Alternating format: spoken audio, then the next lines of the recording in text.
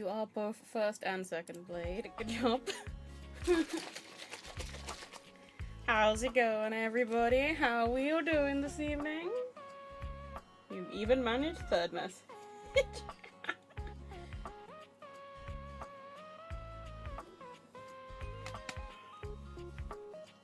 You're off work again this evening? That's crazy.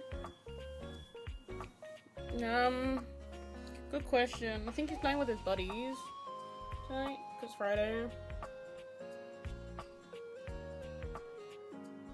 He hasn't responded to me in like 40 minutes, so... You're busy. You have to work Easter Sunday. That sucks. Hopefully they at least have like a roast dinner you can eat at work. Roast day. I know. I'm hilarious. I do try to be.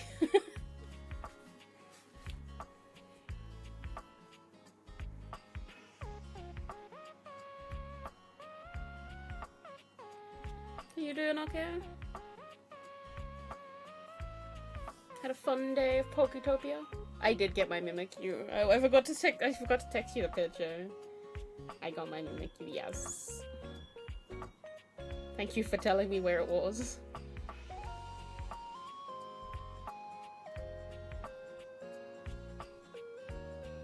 I also picked up the sailor suit outfit, so...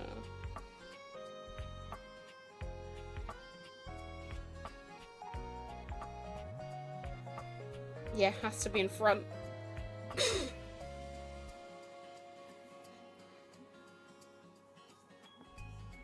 Because it's a square.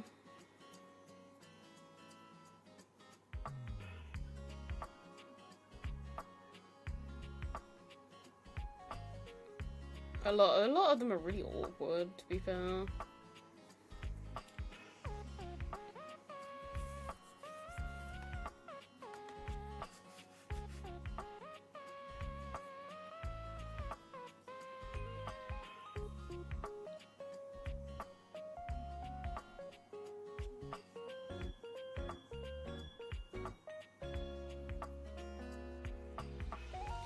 To be fair, I misremembered what I needed to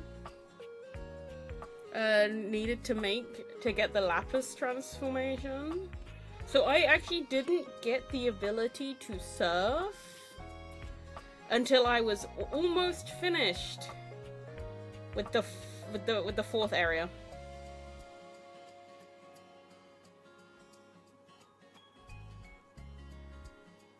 Yep. Yeah, you don't... swimming is not an essential. The only thing you have to do in the beach is wake up Moslax, and then you can continue on.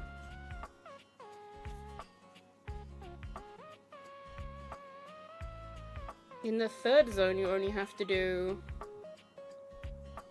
the one thing you have to do, and it lets you move on to the fourth.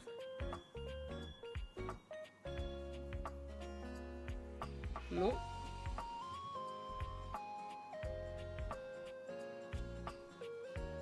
I'm not gonna spoil. It's okay.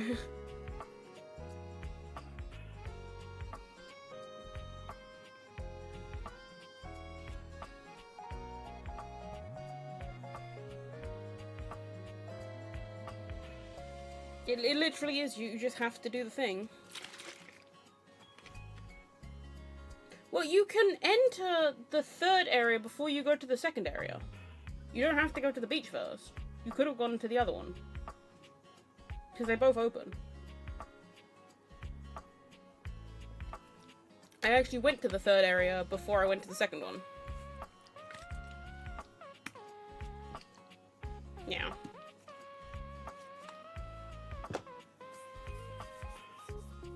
So you can walk on both of them simultaneously. And then the fourth zone just needs you to get to see the specific Pokemon.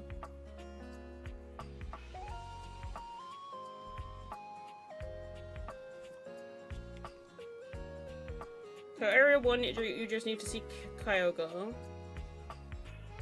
Area 2, you just need to see that legendary.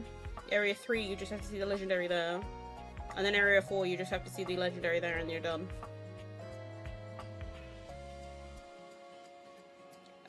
Area 4, you will get something that reduces the time.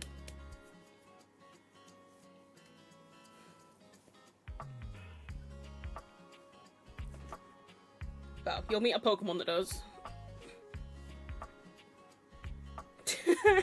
it reduces it to about an hour, I think. But I don't know if you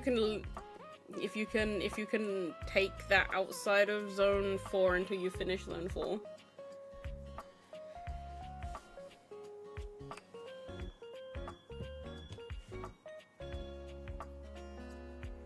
I mean, you've seen it walking around my my village when we were playing together, because it's in my my Eevee town.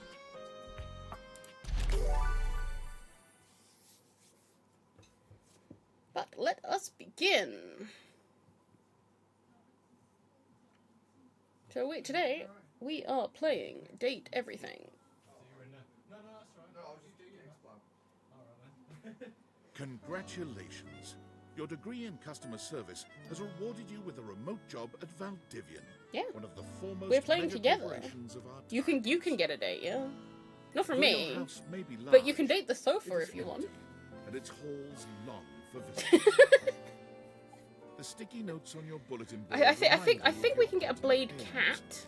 But for now, it's time to get to work.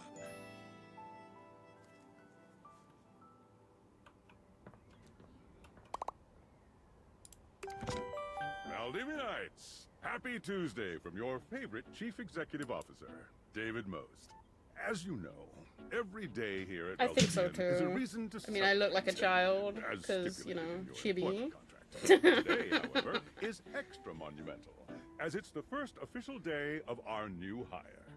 Please join me in We got a giving her job, warm guys. welcome to our team. We got a Out job! of the 30-ish job applications we didn't immediately burn, yours had the least spelling errors.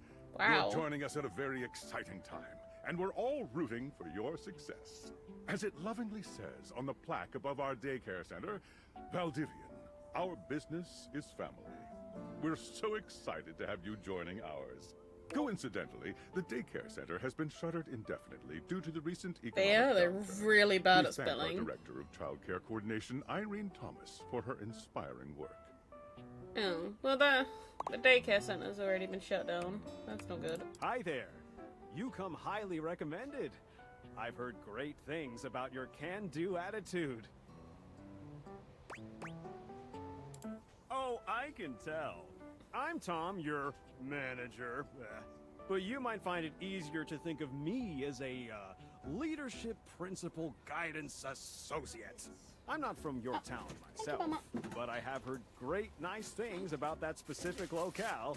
Seems like you are a customer success strategist. Thank you. That's wonderful. You should be proud. Seems so. Customers deserve success, and in a strategic way. What could be better? Okay, champ. I'll let you get to it. Okay, we're gonna... Oh, another Hey, chat room. you there? Hey, hey! Okay, we must know this person? Just keep that customer service robot voice on at all times, and no matter how mad you get, never give it back to them. And remember, I might have set you up for this job, but you got it because you deserve it. You literally have a degree in customer service. Is that an actual degree people get? That's right! Oh geez, here comes my manager. I gotta get back to work. Good luck, okay? You got this. You have new tasks. Nope. We have to do our job. I have a broken sewing machine. Oh, I don't know. It stopped sewing a couple of years ago. scamming. Well, maybe just a little scamming. But like, Valdivian can afford a refund, right? You're going to be out of a job anyway with that Val 9000 chatbot they already have. Unless I'm talking to a chatbot now. Are you a bot? Oh, yipes. Don't tell on me, okay?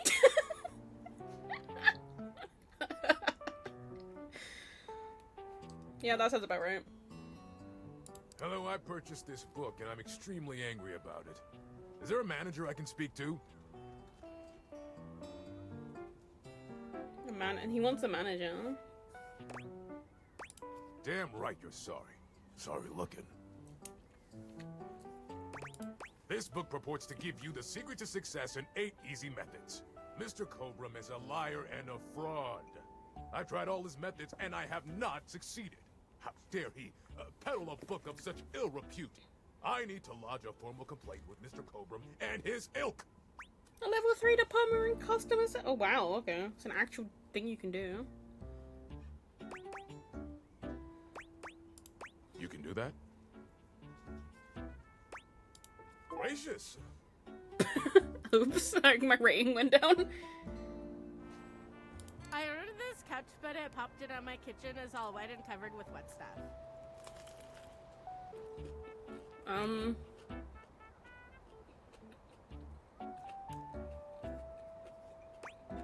Okay.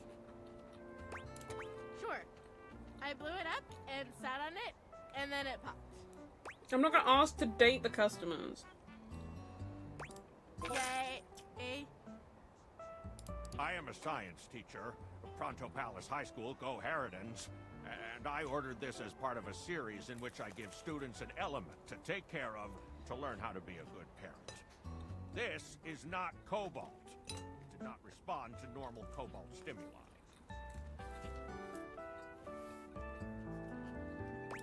Well, normal cobalt is ferromagnetic. This is paramagnetic. Why would you ask me that?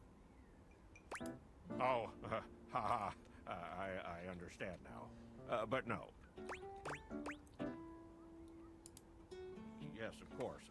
I have my credentials and have tested top 50% in the country. Thank you very much. Okay. Oh, Hello, my Box of name is paper clips. Emmanuel, and I have counted precisely 480 paper clips in this box. I would like a refund promptly. Thank you.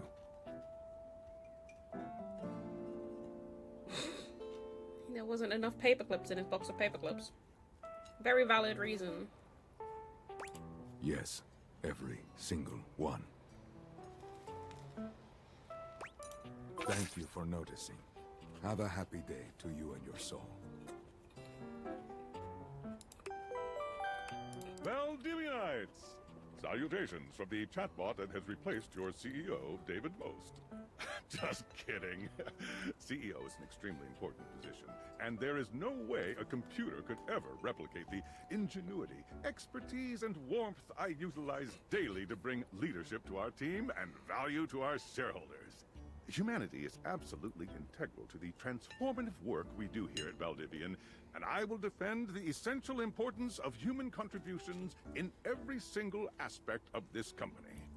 Excluding, of course, the following departments: sales, marketing, finance, legal, operations, public relations, communications, product, research and development, customer service, facilities, janitorial, and of course, human resources. If your department has been affected, however, do not fear. Your new Val 9000 AI assistant isn't here to replace you. It's merely a useful tool to help you determine if your job is obsolete. Speaking of, please join me in bidding a fond Valdivian farewell to Glenn Bernard and the amazing artificial intelligence team that built sacked Val them all. 9000. While the Val 9000 has unfortunately determined your incredible skills would be better utilized elsewhere, your contributions to our Jesus shareholders won't Christ. soon be forgotten. Great. Champ! Got a quick minute? Oh, knew you were always good for a quick minute. The thing is, Valdivian has done some really intensive research. And it looks like Val 9000, the latest iterative AI tech, is going to be taking over your job for the foreseeable future. Longest I've ever lasted at a job. So I guess we don't necessarily need you around anymore, but we can't exactly let you go without cause. You and I are in something called labor limbo. We'll be around until we specifically muck things up, which then they can terminate us with cause. So, no muck. I'm over here doing my best too. Keep following the leadership principles and I'll check in with further updates. Great. We lost our job. So, are you one of the affected people? I mean, I knew this was coming soon, but like, didn't expect it today. Sorry for getting you this job and then getting you fired.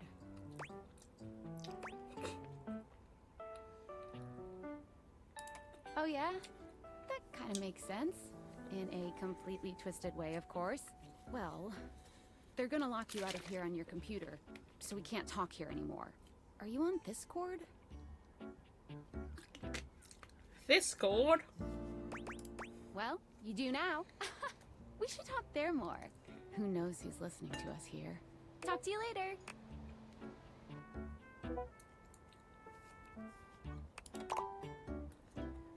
Well then, my job lasted a long time. 10 minutes? Hello. Okay, here goes nothing.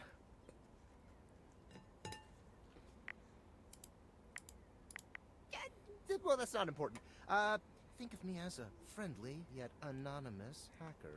Any second now, you will receive a delivery via drone to your front door. Tell absolutely no one it is in your possession. I will return with further instructions when the time is right.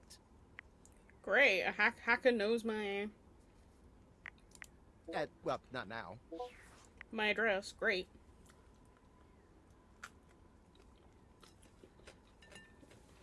This sandwich is not staying together very well.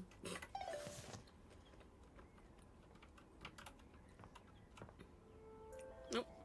There's the drone.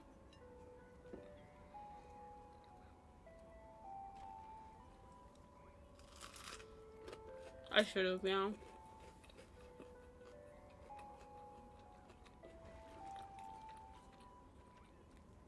I mean, I just moved into this house.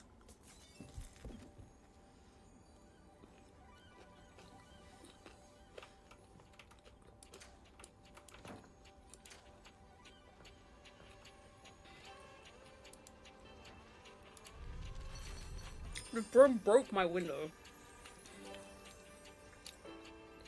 How rude.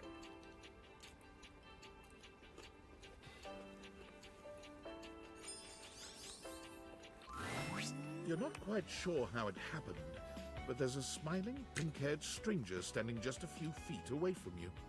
You don't remember inviting anyone over. You certainly remember inviting someone this cute to your house. Hey there! Your life is about to change. Suspicious. Hope you're ready.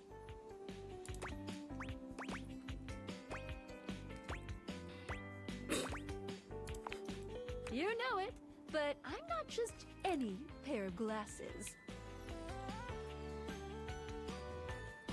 I'm here to help you out. I'm a pair of Dateviator glasses. My name is Skylar Specs. Oh, we can date her. Woohoo! This is the glasses we're wearing. Let's go. My lenses have special properties. They allow you to directly acknowledge a thing's existence. You only accept dating advice from Q? Or date. You see all the things around your house? Things you might have taken. Now you have the power to get to know them better. A lot better. And I have a feeling, just a silly old little feeling, just a grumpy feeling in my little tum-tum. that it'll help make your life a bit more richer.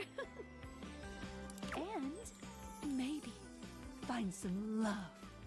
Love that is all fair enough. around you. In fact, I haven't played Honey let's Pop go in on a date ages. right now. So, we are going to awaken our first dateable object. Go up to a door, any door, and shoot some cool beams at it. Yeah! Pew, pew, pew, pew! Go, go! I was gonna get Honey Pop too. Could I beat the first one? You're And still I do like standing in your things. house, but the unbelievable amount of bouncer energy radiating from the tall stranger who's just appeared in front of you would have you believe you're standing outside of a club. No funny business. I don't want to see those spectacles being used for something untoward. Okay, Blade. Smash? Pass. You don't like Dorian, the door?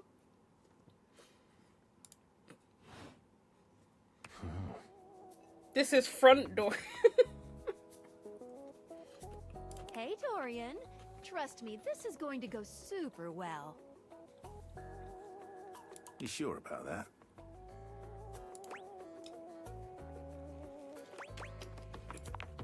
You hear that?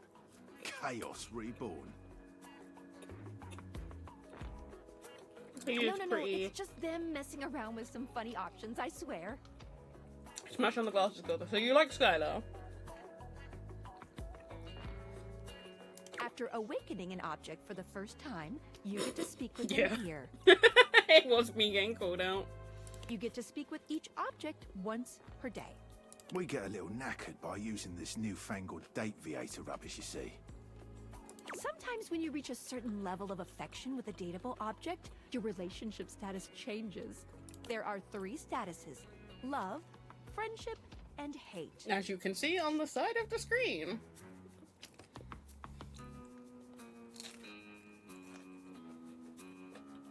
I actually grabbed the data meter. Yep. So, you can put an exclamation mark and then hate, friends, or love to vote on which one we go for with each character. Yep. Like us. Love can get you towards some really special paths for those you are truly interested in. Yeah. I set it up properly. I think I have to do...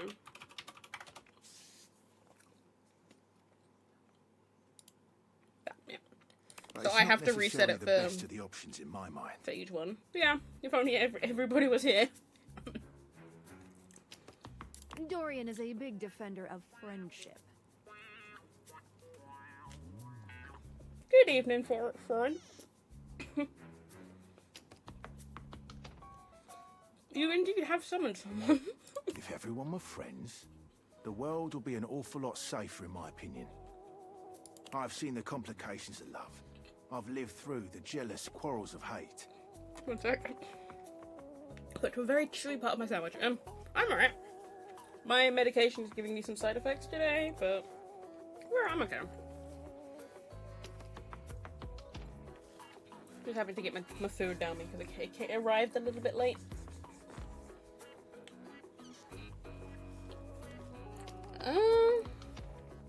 Relatively. My mum gave me a packet of Maltesers for the chocolate for Easter.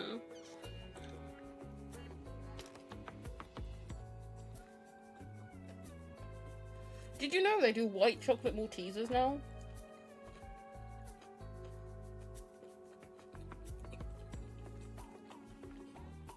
How long has that been a thing, you know?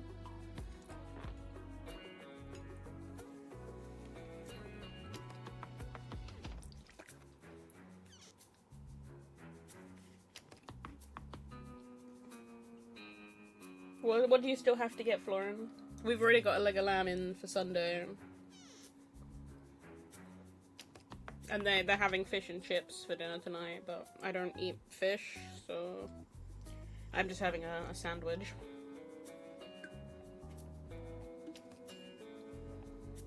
Because my squid didn't defrost, which is sad. I was gonna have fried squid for dinner.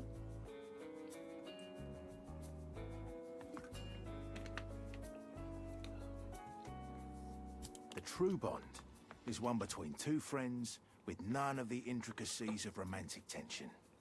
And yet, for some reason, the devs of this game turned you and the bed into body pillows. That's our bouncer Dorian talking, but you can go toward whichever one you like. Even hate, which isn't my fave personally. You speaking to Reggie? Ugh, don't remind me. Human, you seem like a good sort. So we'll be friends. For now. We've got a pre-made dessert for Easter. Friends. As it should Little be. had a, what was it? Yeah, it was Little. Little had a raspberry panna cotta, and it's huge, so we're having that because me and my mum really like panna cotta. Feels good, yeah? But friendship gets you even more than that. I call it specs points. Take a look at this cool personality chart. Number go up. Okay.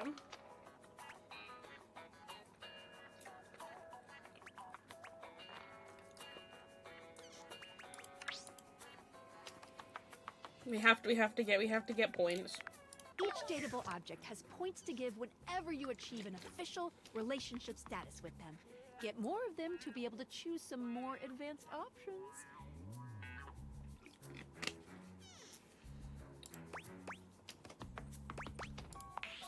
You wear it well.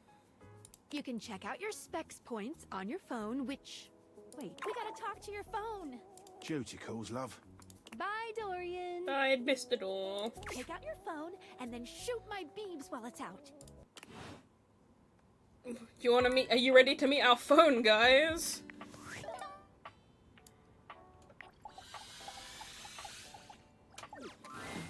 A beautiful stranger with a dazzling smile appears in front Yep, of she you. looks like a shooting she you looks in like a the smartphone.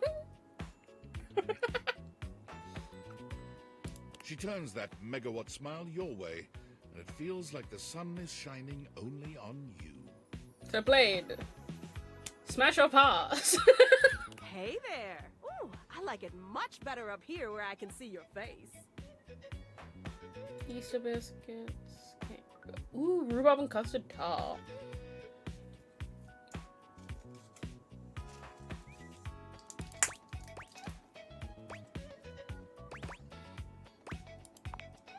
Your phone? We'll see about that. You gotta win me over first, honey. Of course, to do that, someone's gotta show you how things work.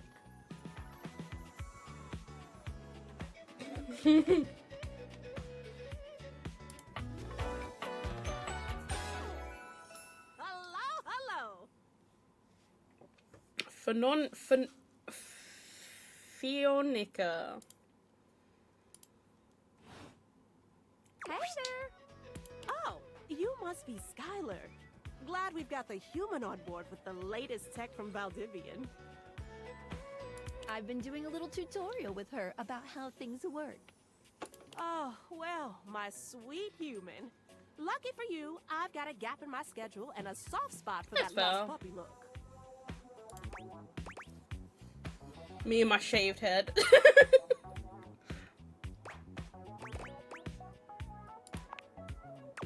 All of them. Yours, mine. I stream sometimes for my own socials. And still gotta make sure I don't lose battery or overheat. Anyway, I installed some apps on your phone that are only accessible when you put on your glasses. Bring out your phone, put on the glasses, and you'll see some new ones.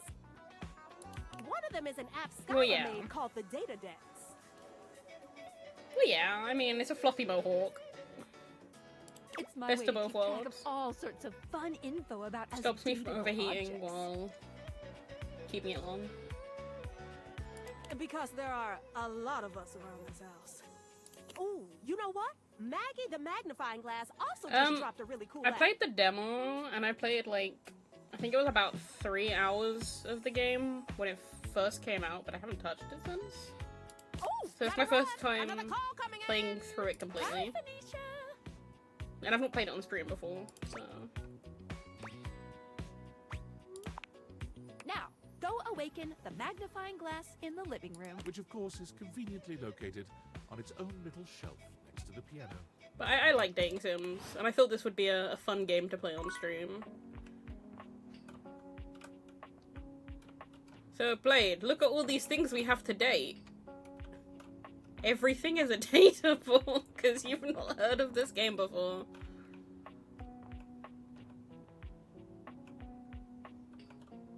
Even the fireplace. You can even date the fireplace. And the fire in the fireplace. The firewood.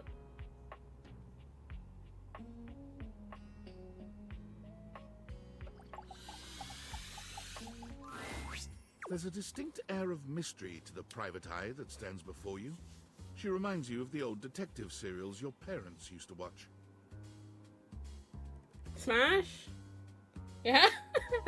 She gives you a scrutinizing glare through her magnifying glass, one eye comically enlarged. It's especially goofy looking to see it on someone with glasses. Well, well, well. What have we here? There you go. You want to make love with Maggie? Okay. I think I've seen a description for someone wearing just such a fantastic red shirt. You're not a suspect, are you? I thought so. We are a Suspected suspect. of what? There's no evidence to support it.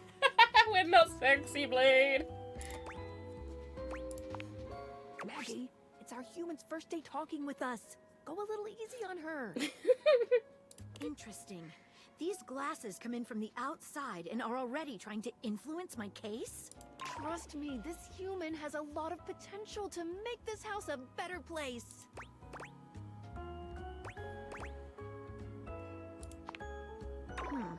We're not under oath, so I'll just have to keep that in my noggin. Regardless, as you are the human, I should give you a way to track down all the suspects yourself to keep you on my side, hopefully. I call this feature Rumors. It's installed on your phone. Ooh, that tickles. Unlike Skylar's Datadex that gives you the lowdown on those you've already met, Rumors tracks clues you've been given to locate all the pesky, hidden objects that are tricky to find. It's good for rounding up suspects, tracking down evidence, and getting a sense of the household scuttlebutt. It'll be tough, but worth it. Yeah, The more you find, the better your specs will be. the phone is just like... Take a look at Rumors on your phone. Ooh, It'll help you find apps. a way to your last dateable for today. Good luck, Gumshoe. It's getting late. Who should be the last one we talk to before I run out of charges? Oh, check out that rumor mag. Okay. Your phone knows everything, yeah. So... we got a star for Dorian. Yeah, because we're friends with Dorian.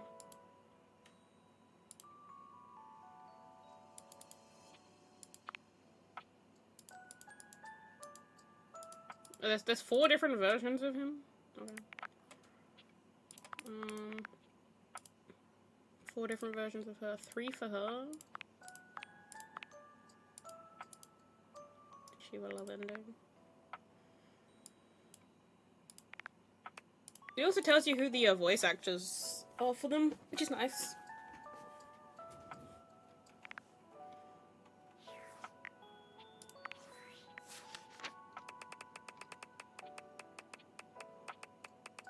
Why does it have a thing on it? Oh, Oh, concept art. Oh right, I bought the best version of the game.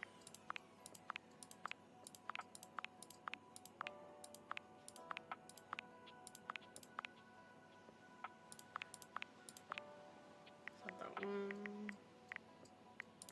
Rumors.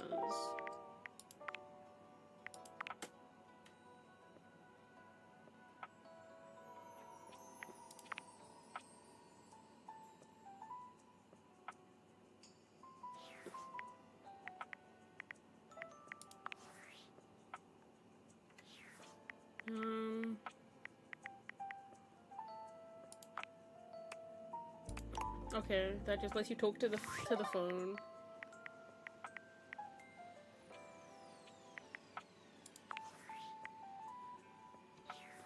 Yeah, we can get back into that now. Hello, Guggenhoth.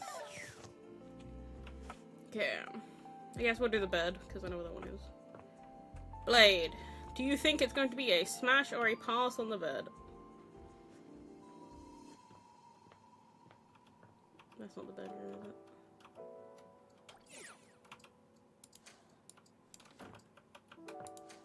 Oh, that's the cupboard. I hope smash because we gotta sleep. This is your bed.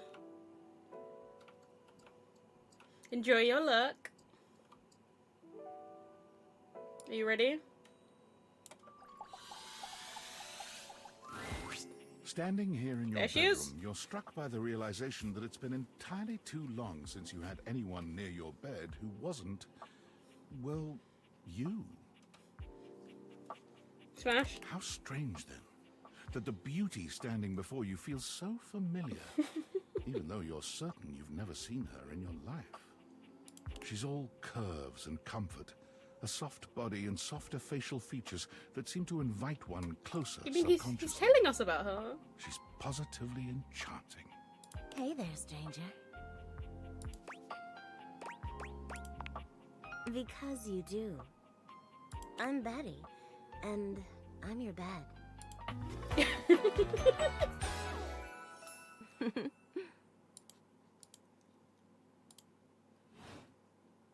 We've been sleeping together so many years, it would be a little weird if you didn't know me, don't you think?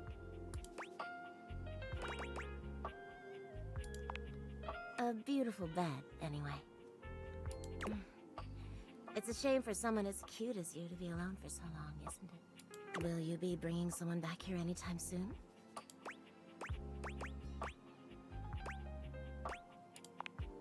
Don't you worry. I have a strong feeling that'll be changing soon. We're gonna be bringing objects to bed with us, by the way, guys. Skylar told me everything. But don't you worry, I might be here now, but you can still sleep in your bed just like you always do. You can choose to talk to me or not. But I do hope you'll come talk to me. It'd be nice to finally get to know each other. Oh, but I already know you intimately.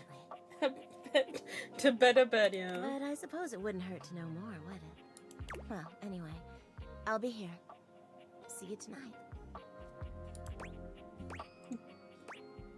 You pick them up and take them to bed. Sorry, I'm late. I took a look at rumors and got caught up in some real head scratchers.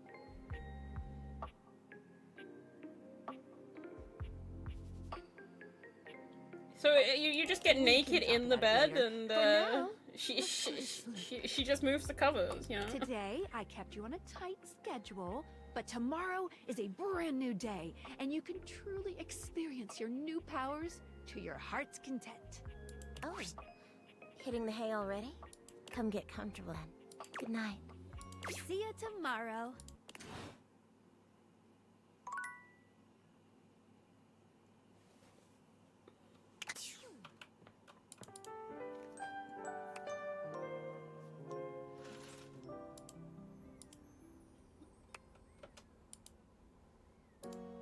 I've lost my mouse cursor. Okay. There we go.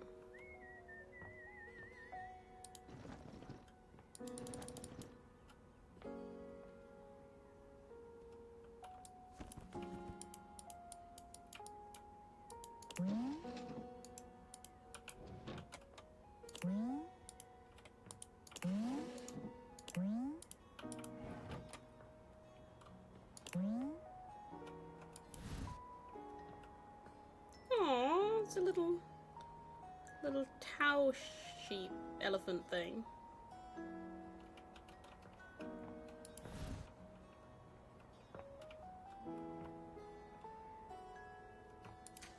So, we now have free reign of the house. I just wanna do this just to check if there's any.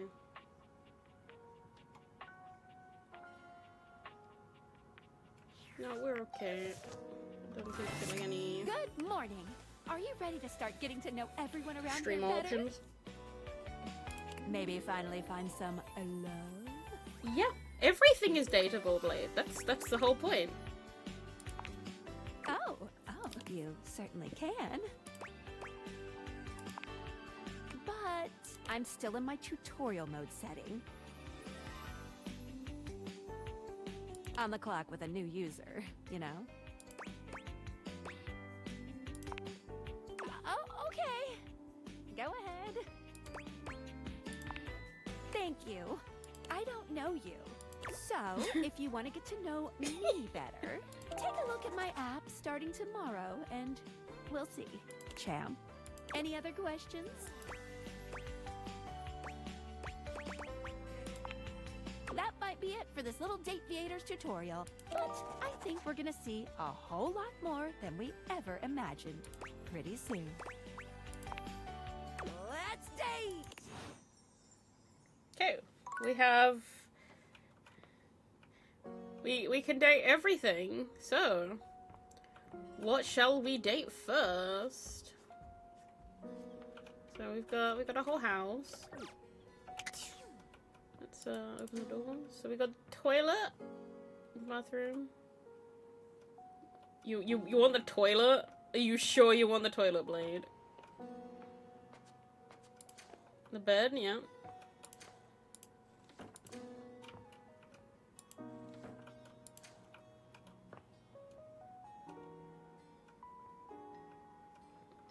Zanqua isn't in this game. The clock.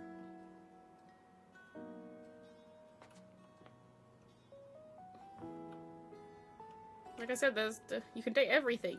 I think you could even the light switch.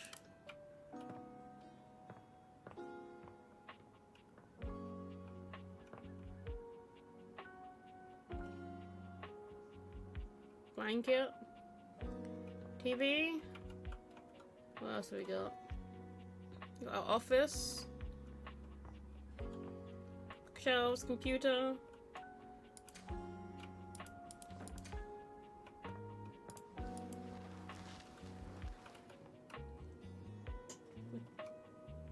Trapdoor. Boiler. Trash can. Hey, Nut. Hey, Cha. We've just finished up the tutorial. We're just trying to decide who we're gonna go on a date with.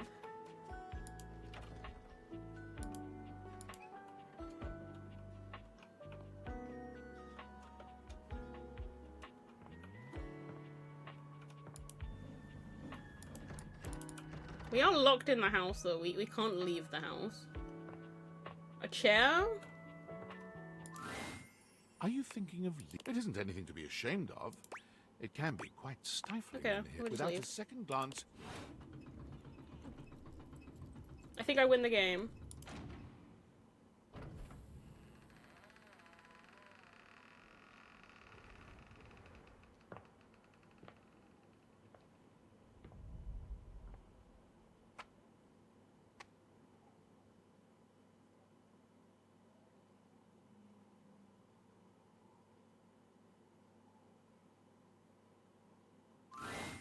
And so you leave your home for the first time in what feels like weeks. Though the Dateviators helped you find a bold way of meeting new friends, you figure that the world outside can offer a greater variety of people.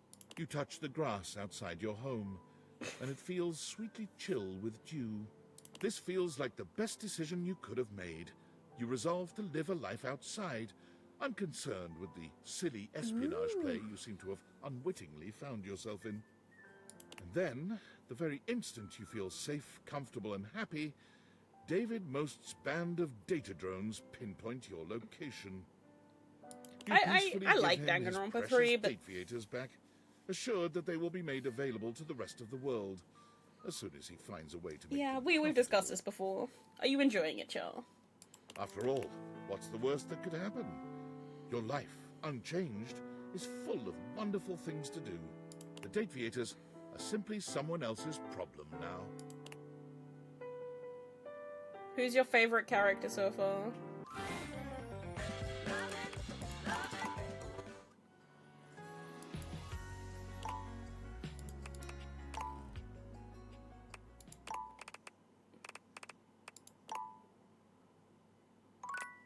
Yeah, that's how far I got before. Yeah, I didn't get, like, super far before.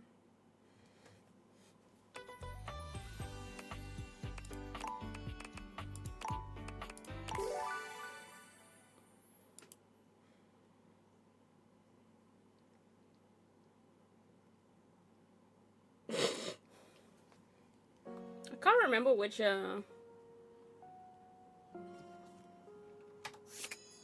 Danganronpa 3 character was my favorite. Let me just have a quick look see at which characters were in that game. Danganronpa 3.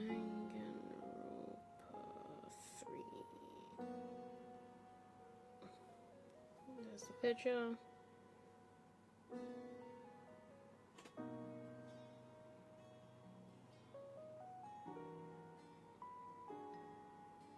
Oh, the maid was my favorite character. And I also like the little wizard girl.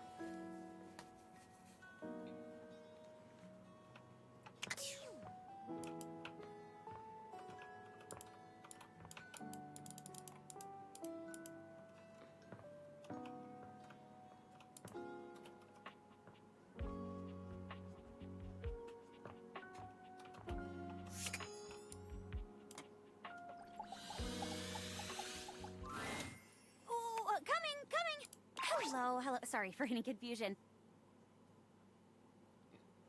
Here you go, chair. I'm currently working my day job at all 5 restaurants and bars in the house. It's hard being an actor. Smash or pass? Jeremy, the cones are starting to melt.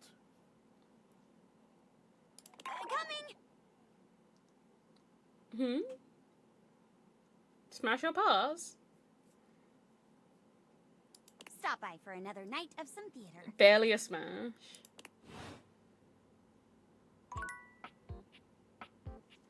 No, the other one was the refrigerator. You'd smash the chair.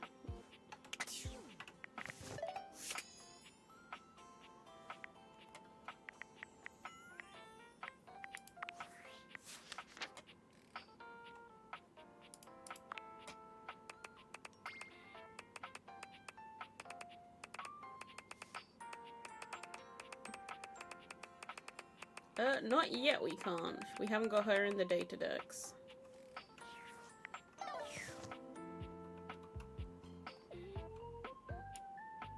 I'll talk to her again tomorrow and see if we unlock her. Seated in your living room is a being who seems to truly embody the concept of comfort. His arms are draped over the back of the couch, his head tilted back, and his eyes beginning to flutter shut.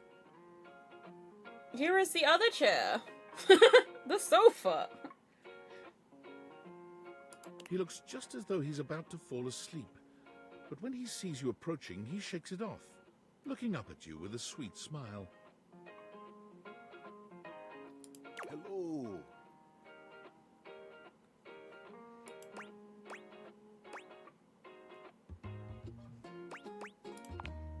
No way. Please do. He pats the seat next to him. Come on. Why? I like that he's got crinkled bills and receipts and, like, keys on his necklace because everything ends up down the side of the bloody sofa. That's a nice touch. I'm Core, by the way. After this, the boiler? Okay. Here, boy.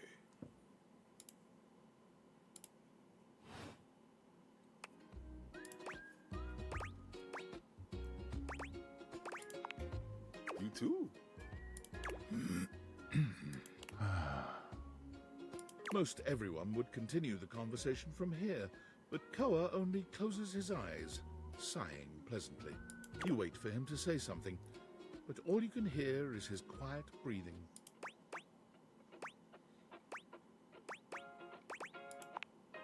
I'm not really a sports kind of couch.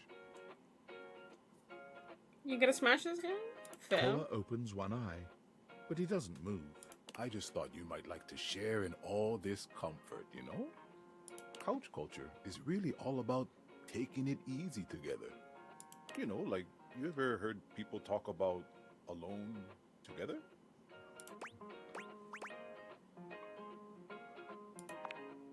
Right on, right on. You get it then. Yeah. I wish more people understood the doing beauty your own of alone thing. together. Doing your own thing, just having someone in the room with you, just chilling. It means It's you can nice. be at peace with another being without even saying a word. It means not forcing a conversation or an activity between the two of you.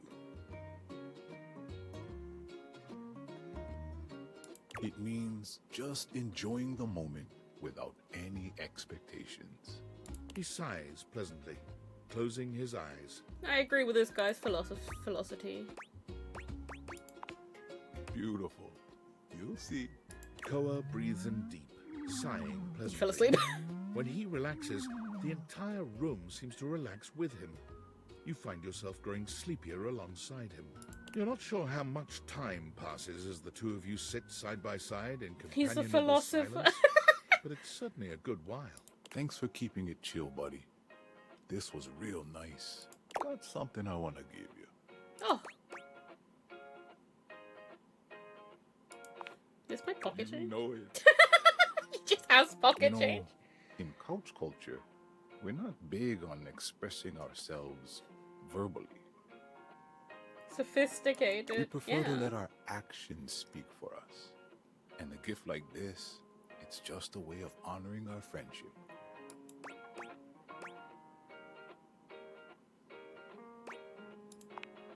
I'm just glad you appreciate it.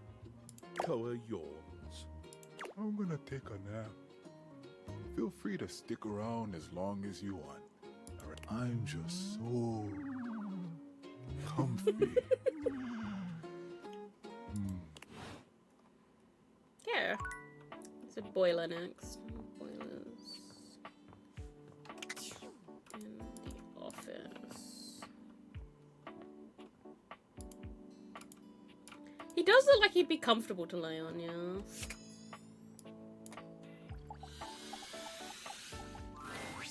Normally you try to avoid dealing with your water heater. You're no plumber after all. Okay, smash your paws, guys. But as you look at the beauty standing where your water heater usually is, you wonder for a moment if that's about to change. Beyond the rigid metal of the heater lie dangerous curves. Brown skin swathed in orange and blue and silver. Her soft, pretty facial features are adorned by colorful makeup that looks like it wouldn't be out of place in a fashion magazine. She doesn't seem to notice you at first, but when she does, she lets out a sharp scream. Ah!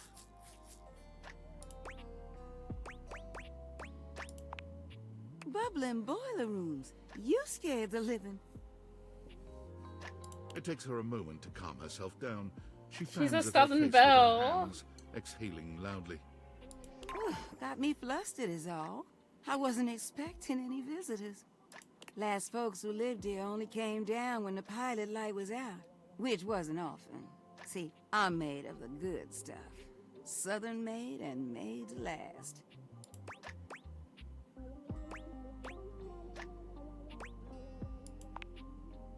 I take pride in keeping it going on. Here I am just talking and you don't even know my name. Not yet. We I'm literally Will. only did the tutorial before you Nice got to here, meet Jar. you.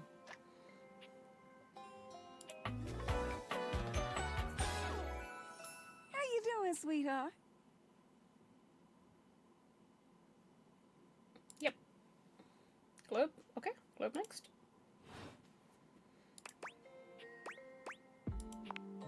It's a pleasure. I'm not sure how much more talking I can do right now. I got work to take care of.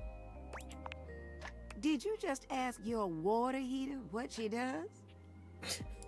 My character is an idiot.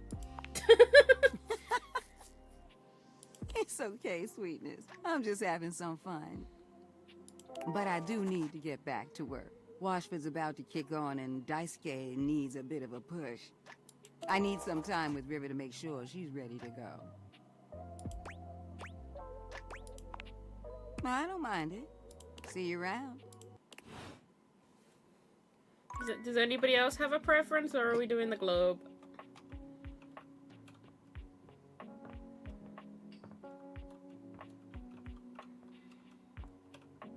Globe is fine?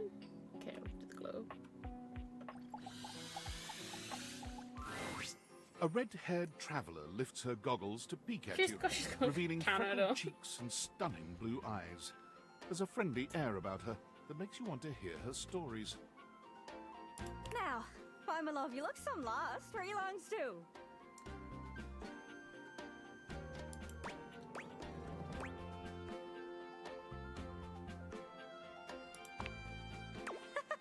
Sorry. Sometimes my accent comes out when I'm excited.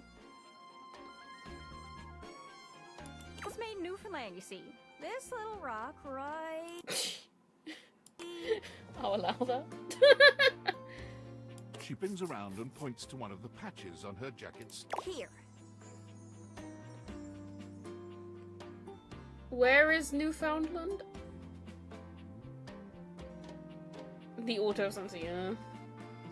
Friendliest folk you'll ever meet. But the dialect can be a little much for some.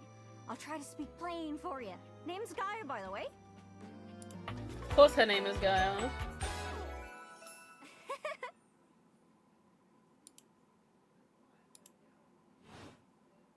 So, where are you from? North Canada?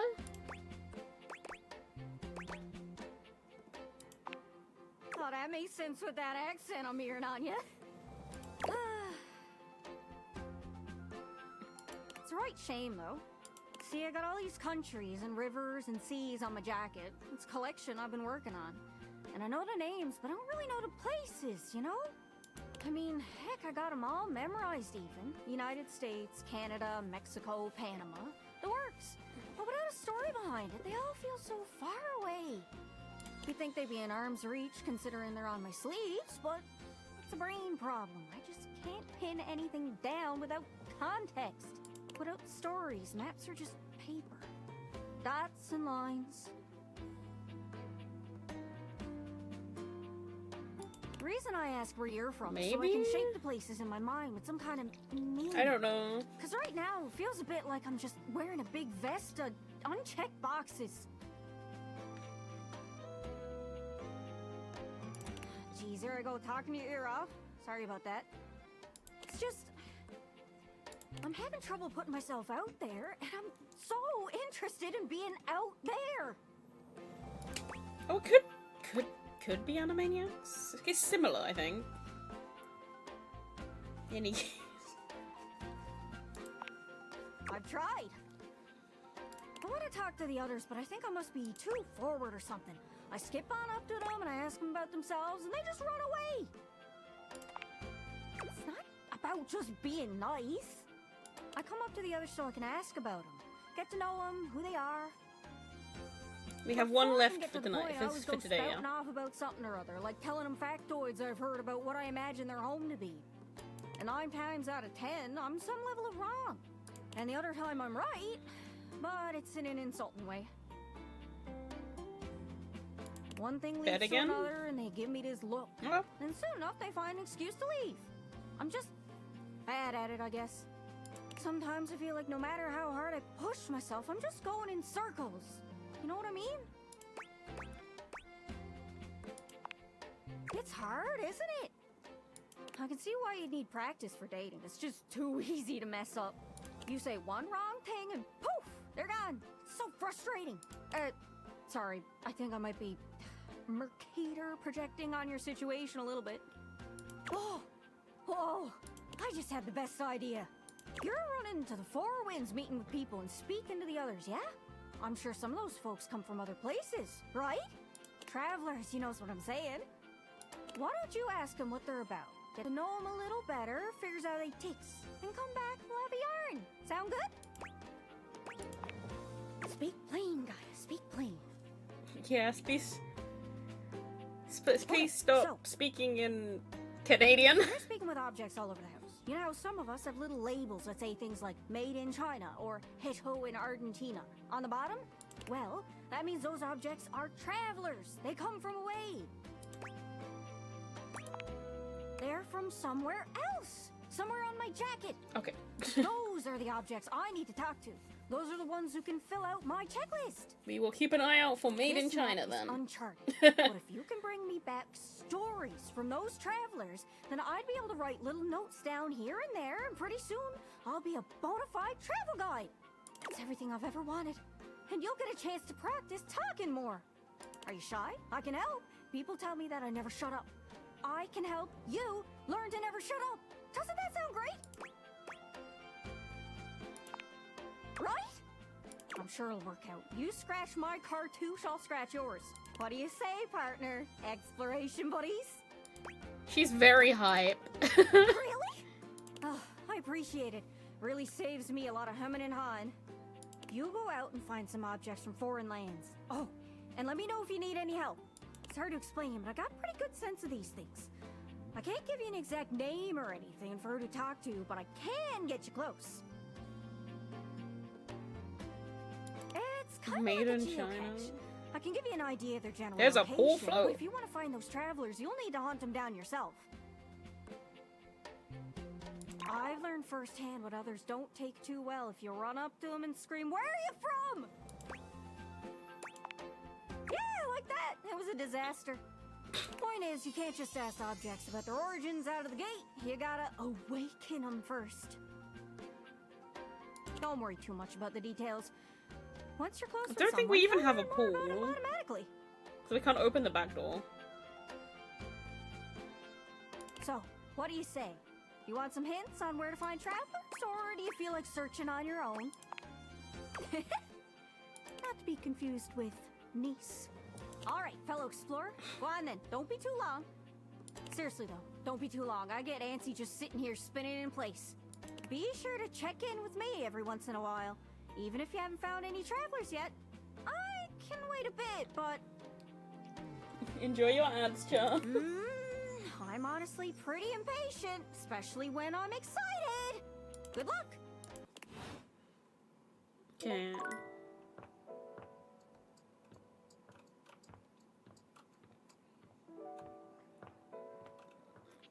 So bed for the final one, yeah?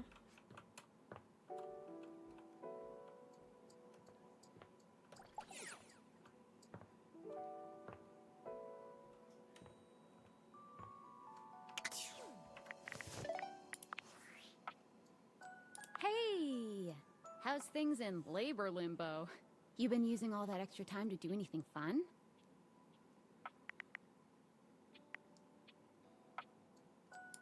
Thank God, I could use a little gossip. What, just out of nowhere? So what was it? Like what? Huh? I know you've been watching too much anime. What do you mean? What else is there? You understand how insane you sound right now, right? Like, if you were literally anyone else, I'd be like, oh, this person thinks I'm stupid. You're serious? You're not fucking with me? Just, Welcome back, what do you Joe. mean? Like, how? What? You seriously have magic date furniture fuck glasses? Date theaters? This is too much. I'm not equipped to process this today. I'm logging off. Goodbye. Bye, Sam.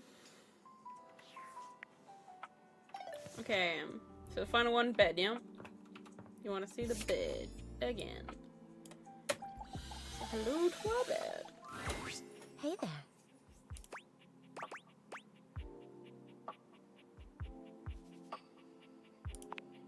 Oh, nothing. Oh no. You were very animated last night. Oh, I'm getting a reading. It's a secret feature. It's called Content Aware. It goes off whenever Okay. I have the feeling that something a little 1 second, I'm off just gonna kilter grab a might drink quickly. happen. They're over here. Just have to take the headphones off the kitty. Okay. It gives you the chance to see if this dateable might be someone you might want to skip due to content concerns. Oh dear.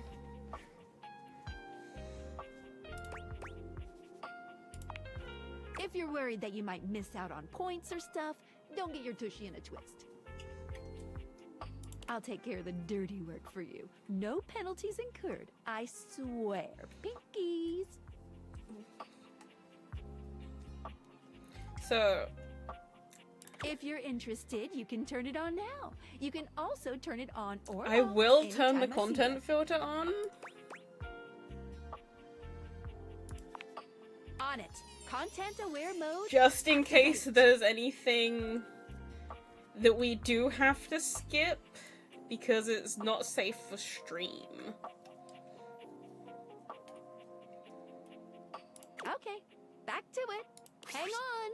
My content Betty is a real sensual being. Talking to her is going to get pretty intensely spicy. You cool with that? Or you want to skip it? So they tell you roughly what it is. So that it's like a trigger warning, if I remember correctly. So this is sexual topics.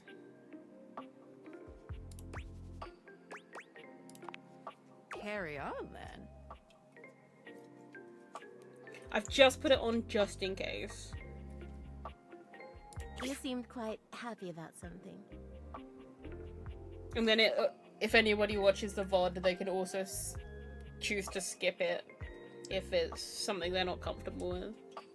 I wonder what sort of dream you were having.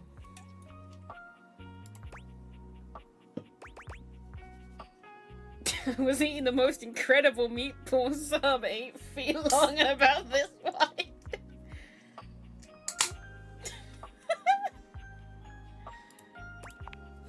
Oh, well, I guess that would explain the movements of your hands and the sounds you were making. You want an 8-inch meatball sub blade? Oh dear. I was way off base with my guess. After seeing you be so lively last night. I don't think I've ever actually eaten a meatball sub. I was hoping to hear a little bit more about what you're into. You can learn so much about people from their dreams, you know.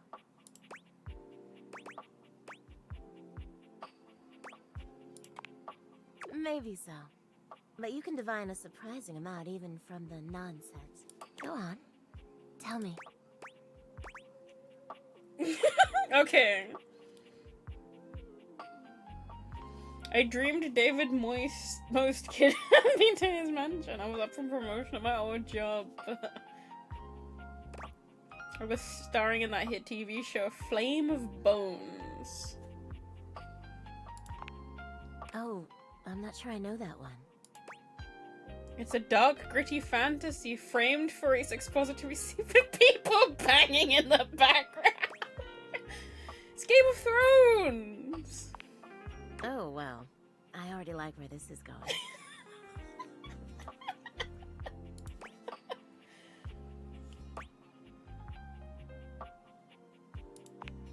Ooh, then what? Only the Mad King stood before me in the throne that was rightfully mine. So what did you do? I gave him the greatest head of his Jesus Christ. Yes. Yes. Good for you. You're lucky to have such fun and sexy dreams. I can't say I've been so blessed.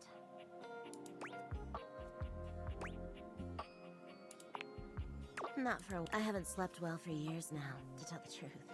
Jesus. Yeah. But it's not something I want you to worry about, alright? Why does she not sleep well? All I care about is knowing you're sleeping soundly.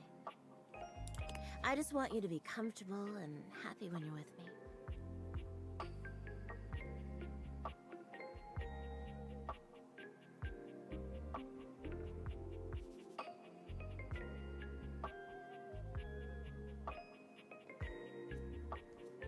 I hope you're satisfied. I'm very satisfied. You're a very comfortable bed. I'm so happy to hear that. I could talk to you for hours, but I'm sure I've taken up enough of your time. Well, here's to pleasant dreams for both of us tonight.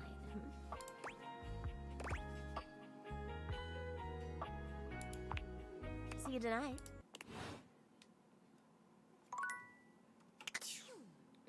It is time for bed.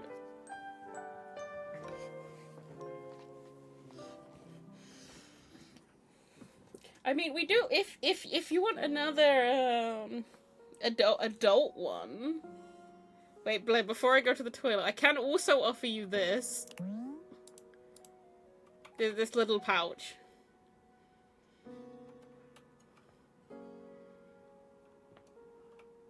If you want something adult. Because I know this one. What do you think's in a silk pouch by somebody's bed?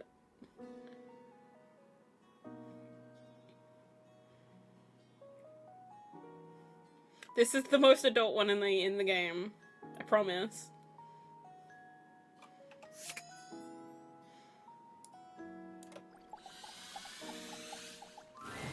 The stranger standing before you is dressed in kill, a sheer black catsuit, studded black manacles with pink fur trim, and a variety of brightly coloured accessories drape their shoulders and frame their delicate features.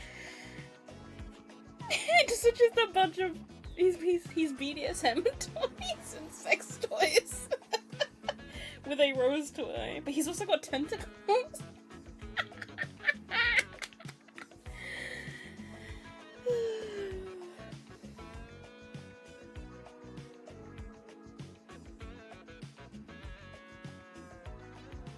You don't like him? He's even wearing a brace for a strap-on. Hand pass. Loneliness has been such a defining factor in your existence over the last few years, you've almost forgotten what it's like to be around others. You've certainly forgotten what it's like to be around someone like this. You almost feel as if you've stepped into a sex shop. Hey. So, that little bag that's in the dresser next to your bed? They're sex toys. Toys? Pleasure is not a game, darling. Oh, and it's non-gendered. But at least you didn't call me a marital aid. Benoit is gonna have some pretty choice dialogue and themes. They're adults only. You want to skip me? That's fine. I can have plenty of fun all by myself. Okay, have funsies. There you are. I was beginning to think you'd forgotten me. I won't skip it, it's okay. Cute. I'm Benoit, your partner in pleasure.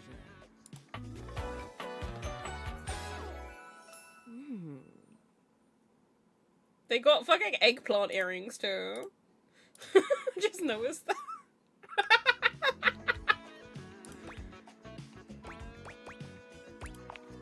What many call sex toys, yes. But the hair is tentacles. And the outfit is made of different sex toys. I prefer to call myself your ruin. And you've got a ball gag, anal things, and then like a fucking rose. Schrodinger's tits. It's really about time you came to speak to me. Always a question, Char. Given the way we met, We got someone less handcuffs. confident than me might really take it personally. They look at you expectantly, raising an eyebrow. You do remember the way we met, don't you? You think you could afford me? No. Please. No, that wasn't it. Gag gift. They look absolutely disgusted. The only way to strip the word gag of all its appeal. Some friend of yours thought they were hilarious. You moved into this house and your friend brought you a big box. You opened it up to find... what else? A smaller box. You opened that to find another small box. And so on and so forth. So funny. Eventually, you got to the smallest box. And there I was. A bright-eyed virgin. Yours for the taking. But there's still time to rectify that. After all, you're here, I'm here, and I know That you poor have box. nothing but time. So how about it? Me and you and mind-bending, earth-shattering pleasure? I knew you couldn't stay away much longer. Come here. Benoit takes you by the hand, guiding you to lie down on your bed. Benoit is everywhere at once, taking your hands and showing you just what to do to blow your own mind.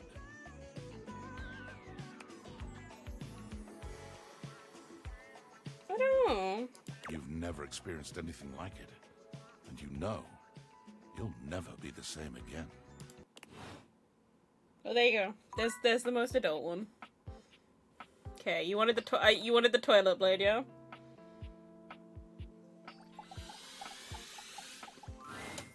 There's a strange rapper standing in your bathroom where the toilet usually is. He's dressed in white and gold, but where his outfit is clean, the look he gives you is downright dirty. Here you go, Blade. While you might be curious about this toilet man, it seems more than clear that curiosity doesn't go both ways.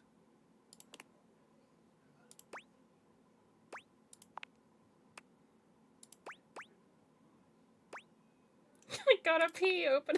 The toilet man springs into action, raising his hands to his mouth as he begins After this to air beatbox. conditioner? Okay.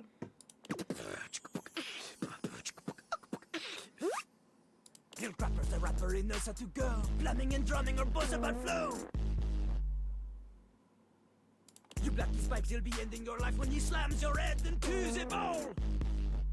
Oh, on a toilet roll. Je ne puis pas, out of control. Over, under, never, blunder. Spitting more words than an ancient scroll.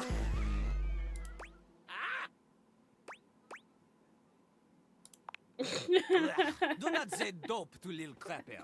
Dope is what the junkies hide in these cisterns of innocent toilets like Jean-Lu. Jean-Lu sings all about this in Lil Crapper's latest album, The Tippy Hippie. Anyway, you know Lil Crapper. You love him. Everybody does.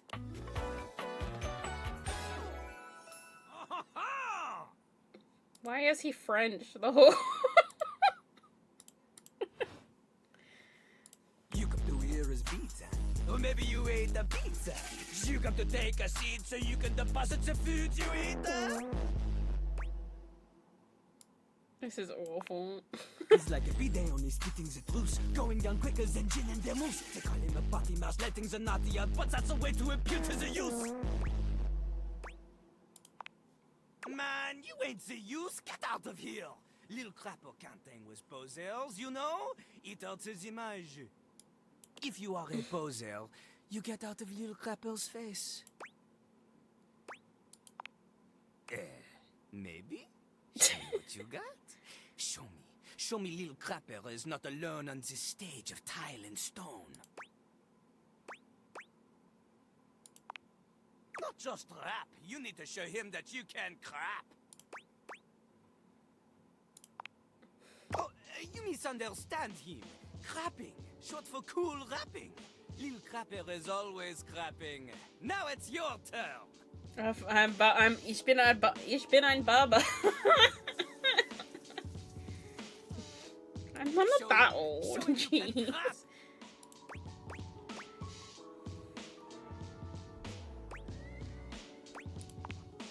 Jean-Loup makes a dismissive gesture.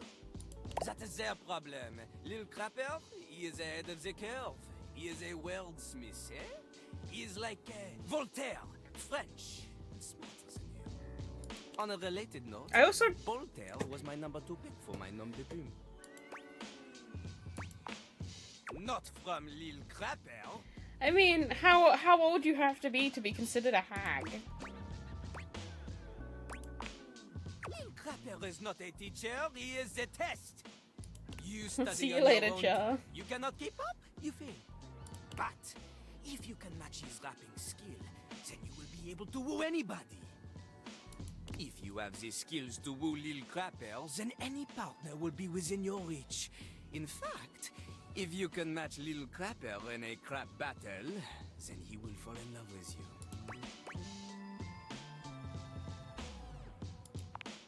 Cease your flattery. Lil Crapper's art is immune to all forms of romance unless they are 30 to accompanied 40. by a backing beat. I guess, yeah, I guess there's a few more years and I'll be a hag, I guess. 3 to 13. So, what do you think? Okie dokie. You didn't need to leave it with a missed call. Fair enough. Do you have what it takes to face Jean-Loup? Correct! Jean-Loup is glad you understand this. The rapping, she comes from the heart, the deepest part of the system. Like that little rubber bit that comes undone sometimes and the water keeps running forever. You know the bit. You need to experience life before you can spit it out in alternating phonemes adhering to some sort of a rhyme structure. As you are, you have no chance to defeat Jean-Loup, let alone match his rapier whip. You want to clash talons with these 2 gallon stallion? Go! Live a life worth rapping about! Return to Lil Crapper when you are ready. Okay. We're free of him. The aircon. Okay. Where is the aircon?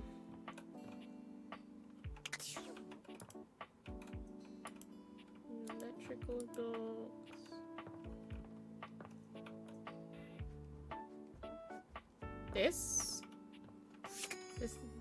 This one, Char?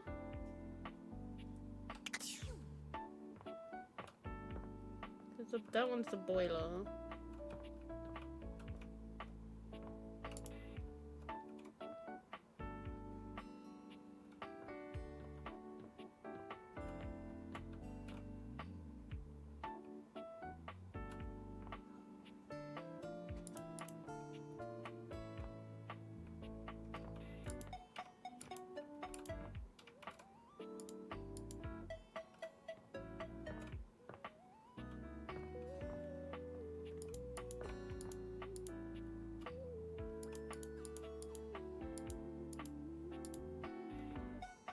Oh, you want me to do the vent? Okay. We can do the vent. In the office.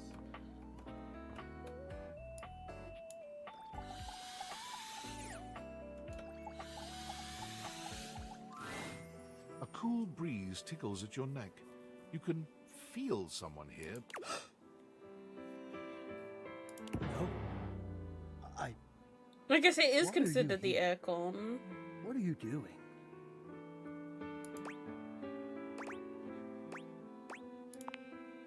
Yes! You scared me. Don't you know who you are? What you are to me? I'm scared the way one is frightened when coming face to face with a divine force. Not now, not here, not yet. Please, please, I'm not ready, not like this. I've dreamed of this, of meeting you, finally. And now the moment is here.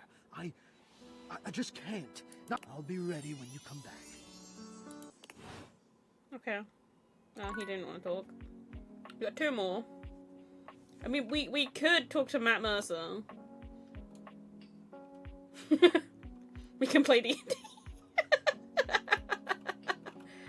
That's the one I know is the D20.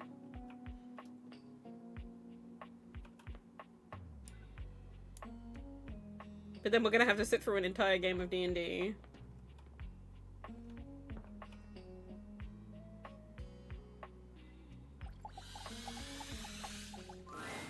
You've never been ashamed of your interest in tabletop games, but ever since you stopped seeing people, you've spent far less time role-playing than you used to. I love this design. He did just give me an "It's not you, it's me" speech. The cloak-wearing nerd standing before you reminds you of days gone by, when you used to gather around a table with your college friends and pretend to be someone else. Oh there, traveler! No. Ho, as in, hey. Howdy. How are you? You know, simple salutation.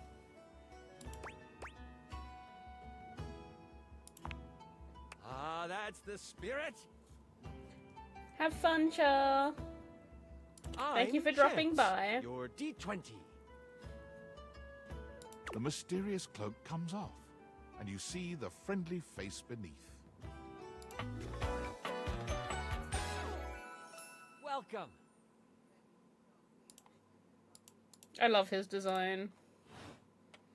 Taking a tiny respite from the drudgery of work?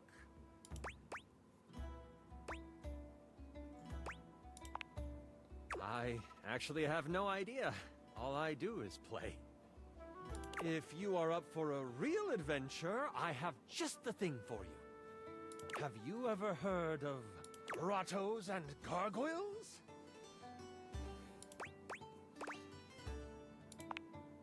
Oh, that's great! What's your favorite monster? Oh, and what about your favorite mystical weapon? Or class? I have so many questions.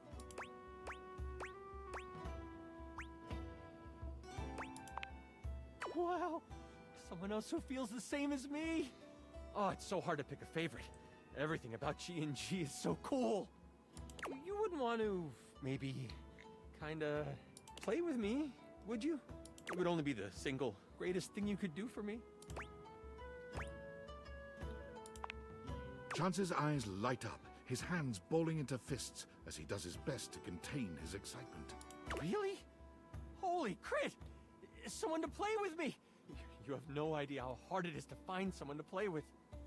Finding a group for D&D is very difficult. Ideally, but hey, one-on-one sessions can be a really great way to learn the game. Depending on what class you pick, though, you might have a few friends around the house who might want to hop in. Regardless, it'll give us some time to get to know each other better. I mean, Blade, if your schedule was more set in stone, I would invite you to join us for D&D, but you work Sundays. Which is the only reason I didn't invite you.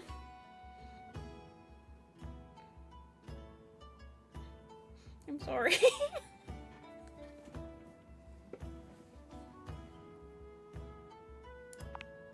It's time to get you your character. All we have to do is choose your stats, your powers, and your weapons. Then your armor, your lineage, and your gargoyle gauge. Although I might leave that out for this first character. It's an optional setting. See, you can have a portion of gargoyle blood running through your veins, which lets you...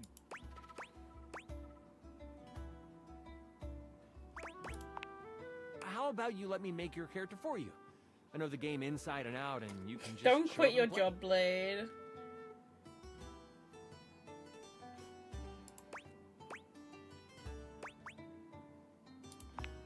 Oh, I'm so excited.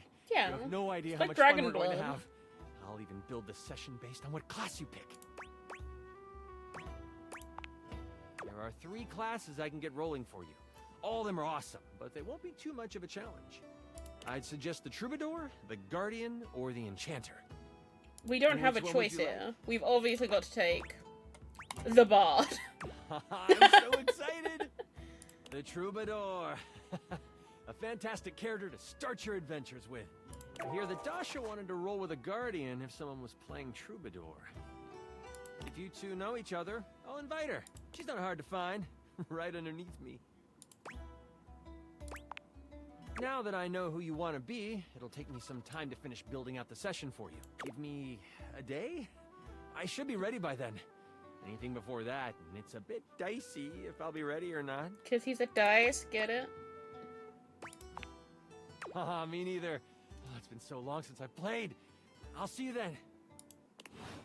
I guess we better also talk to Dasha, huh? So we can have her join us for D&D. You ready?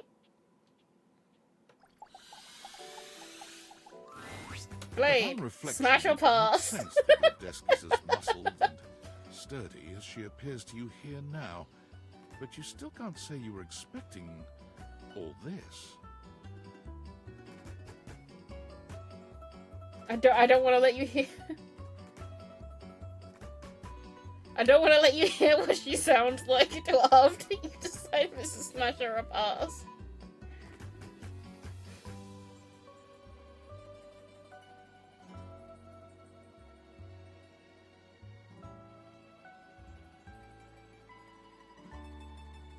Smash?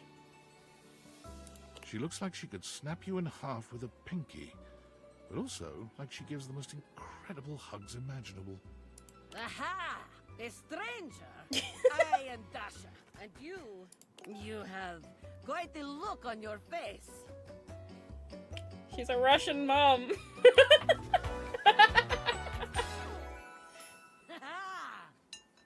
She's big and strong. And she'll cradle you in her arms.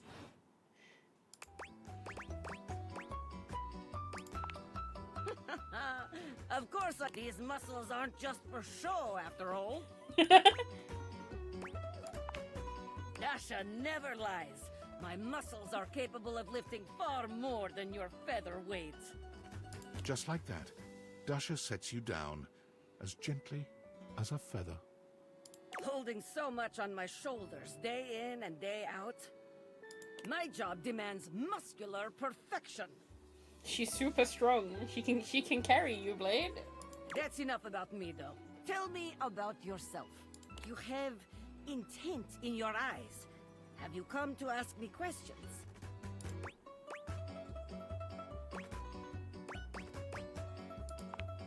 Ah, I see. In that case, I will help you. She can teach us how to talk to people. There are 3 things we must do.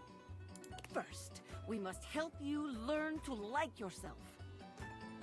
Second, we must get you experience speaking to others. And third, we must have fun. Marvelous. Let's begin. This is the spirit. You are winning already. Pretend that I am the one who makes your heart flutter. What would you say to me,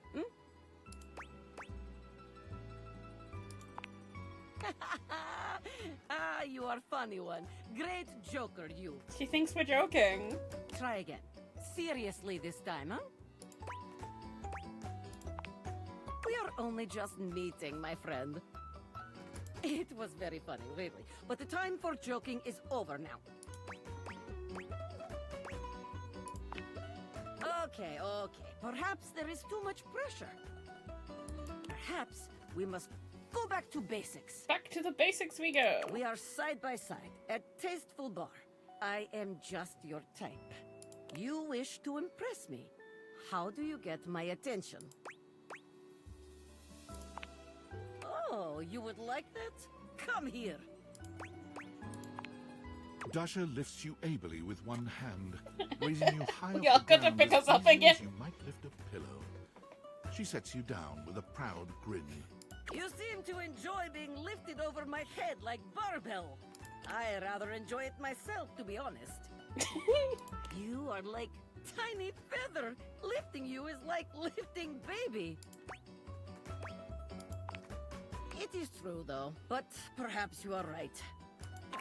Wait, what am I saying? We are here to train you, not Dasha. We must focus.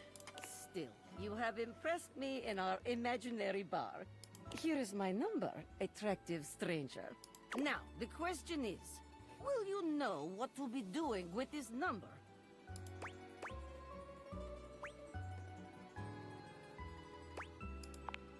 Wow, you do not play games. I never thought I would meet someone who feels the same as me. You have earned yourself date.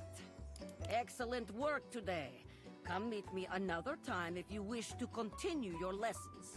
I have much work to do, but I have enjoyed our time together here. See you next time. Yeah, we made the desk lovers.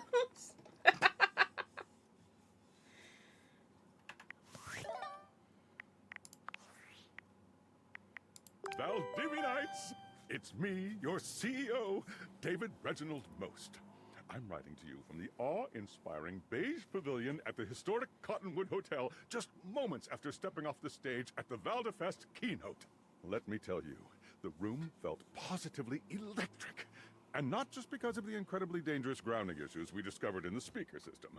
No, tonight, our consumers, employees, and shareholders were absolutely buzzing at the launch of Valdivian's newest initiative. Bigger than a self-driving stroller. More revolutionary than Peninsula.com. Tonight, we unveiled to the world our strategic partnership with the U.S. government's Department of Overseas Violence. While the specifics of this groundbreaking collaboration remain on a need-to-know basis, I'm looking at you, Erwin, in product development. We are confident this partnership between the world's most exciting corporation and the most deadly military on Earth will absolutely thrill, inspire, and delight Valdivian superfans the world over. For everyone who helped produce or even just attended this year's keynote, please find me at the after party so I can thank you personally. I'll be parked all night next to the Virgin Mojito Bar between the fax machine and the crawfish buffet. Semper Fi! This CEO is a bit of a mess, huh?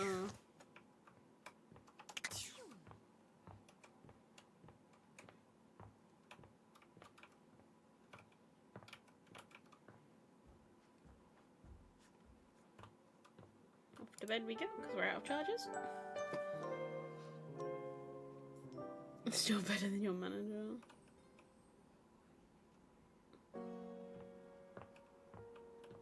The bird. This bird is actually a paid DLC.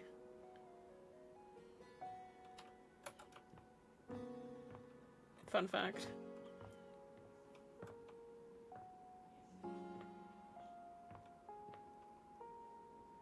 Having the bird come to the window and sing for you, and setting the clock to be night at 1 minute to 9 is a paid DLC.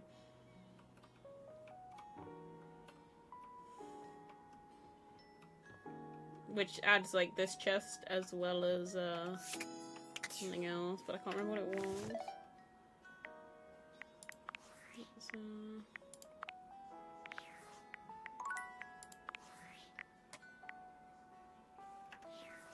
Let me quickly check what it was. What else was in there? Store page, store page.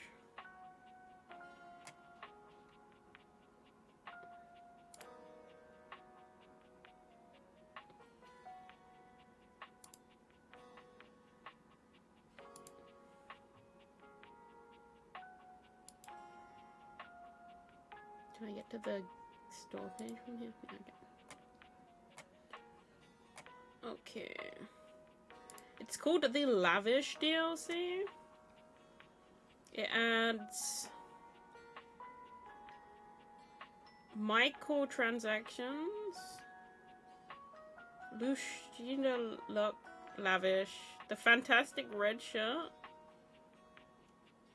which this is why the magnifying glass commented about a red shirt.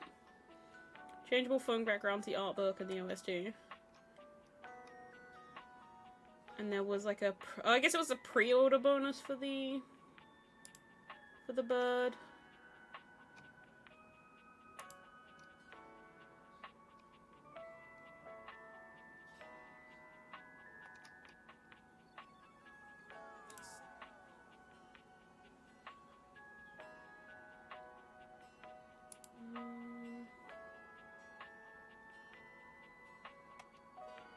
Why can't I see it on here?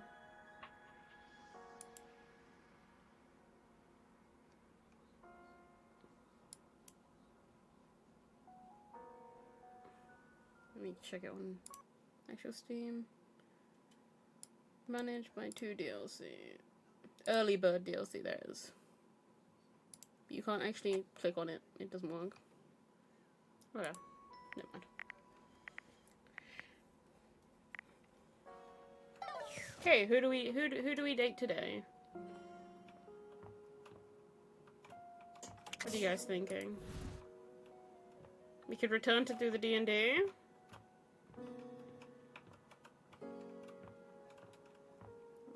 Power breaker. A door that doesn't open.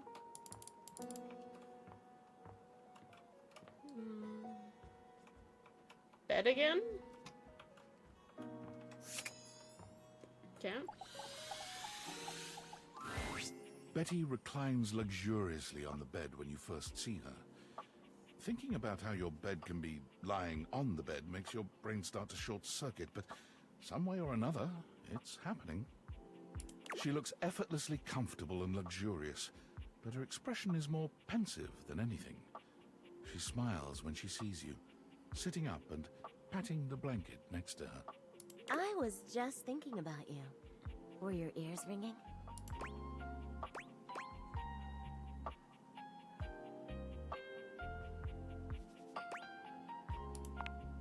Oh, was it? That's funny. My heart races when I think of you, too. Well, since you're here now, maybe you could help me out a little. I've been trying to have more peaceful nights, but it hasn't really worked out. How do we make her able to sleep? I spend a lot of time before bed indulging myself in some detailed fantasies. Oh, well, I have this crush who doesn't seem to notice me. Sometimes we're so close I could just reach out and kiss them, but nothing ever happens. Fuck her brains out. So, in this fantasy, I tell myself I'm finally going to get their attention. I do all kinds of things. Maybe one night I touch myself and call their name when they're next to me. Maybe I bring someone home and let them catch us in the act. Sometimes I invite them to join, and sometimes we just don't stop. But our eyes meet. And they know that when I'm gasping and moaning someone else's name, what I really want is to say theirs. To let the entire house know who it is that has me so worked up.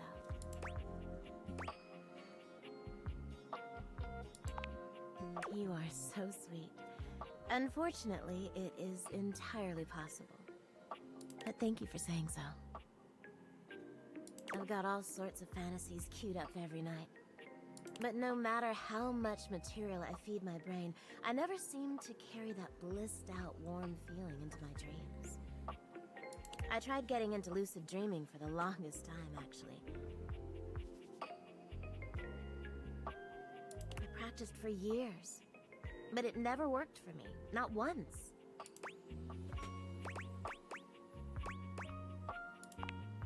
It is, isn't it? But I guess it isn't necessarily a fix for my problem. Just would have been nice to have that in my pocket for when my dreams turn dark. Well, my lucid dreaming attempts are long behind me now. You think the bed wants to sleep with the sex toys playing? My thing's gone funny. Let me refresh this. There we go. It's back.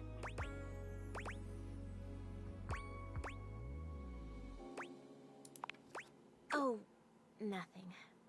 Really nothing you need to worry about. Don't waste another moment on it, okay? Well, what can you do, hmm? Maybe I'll take up meditation. See you tonight, then? Me too. Well, she still can't sleep. Okay, what's next?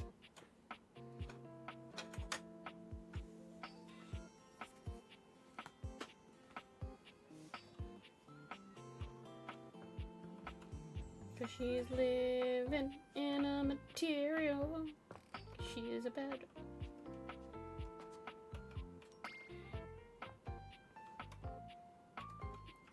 I left the thing on. Oops.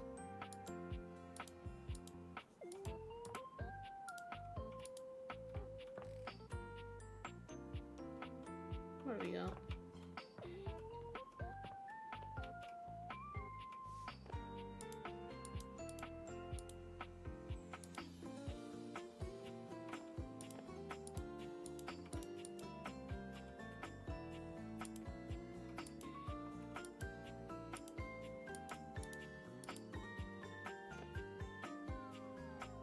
Which song?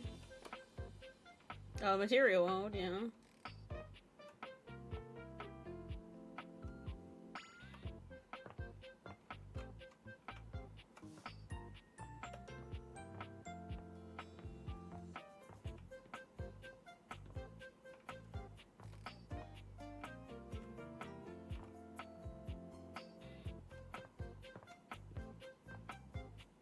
Maybe let's go talk to Dorian, see if we can get that door open.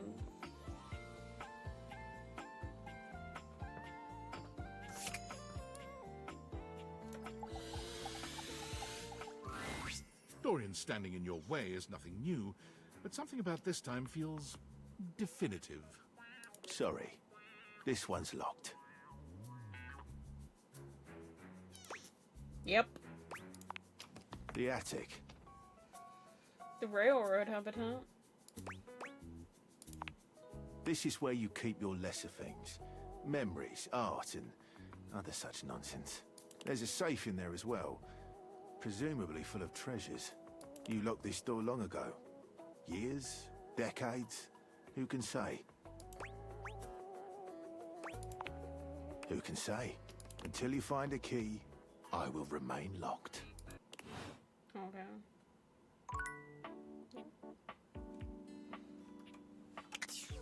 We need to find the key.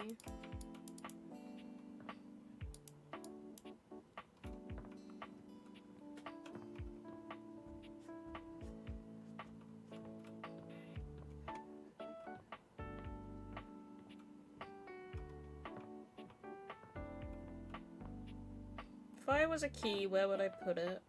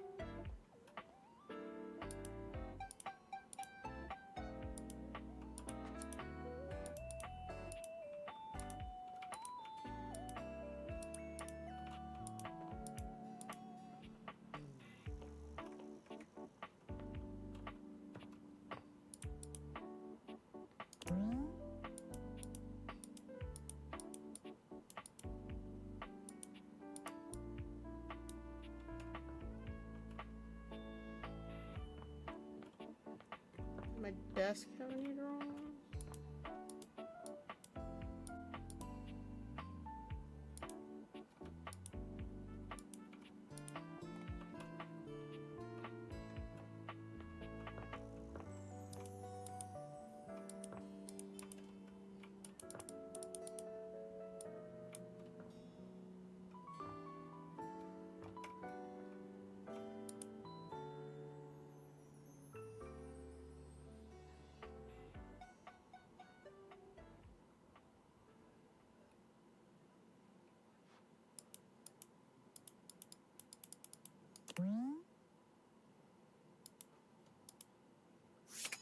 There's a key.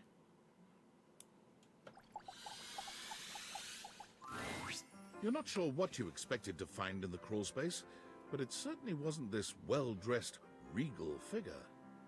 He seems quite stunned by your arrival, but the moment you liberate him from his underground prison, he comes alive with joy and gratitude. Ah, fresh air. It has been far too long. Hey Blade, smash your pass!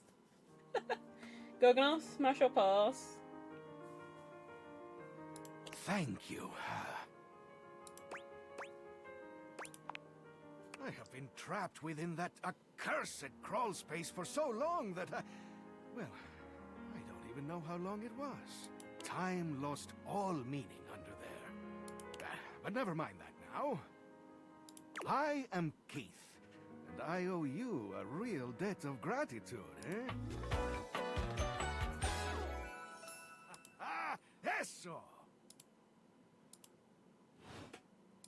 Hang on! My content aware is going off. Keith, the skeleton key has a bit of a personality quirk that I would like to warn you about. But I also don't want to ruin the surprise. So I'll ask you, would you like to have the dramatic effect? Or would you rather know from the start?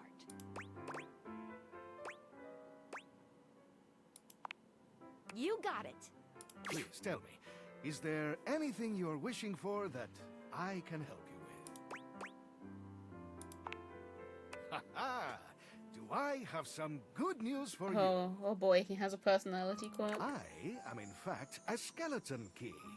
I can unlock just about anything with a keyhole in this house. And a few things without keyholes besides.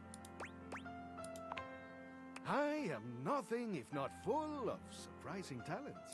So, Dorian is giving you some trouble, eh? Nice to hear that some things haven't changed while I was gone. Well, fear not. Dorian and I go way back. We were practically made for each other, he and I. If you'll allow me the briefest intrusion into your pocket, I'll gladly accompany you. Without further ado, Keith leaps straight into your pocket.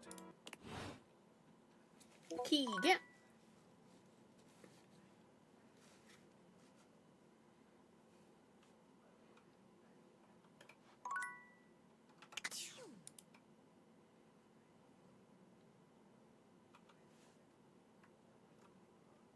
We should be able to get into the attic now.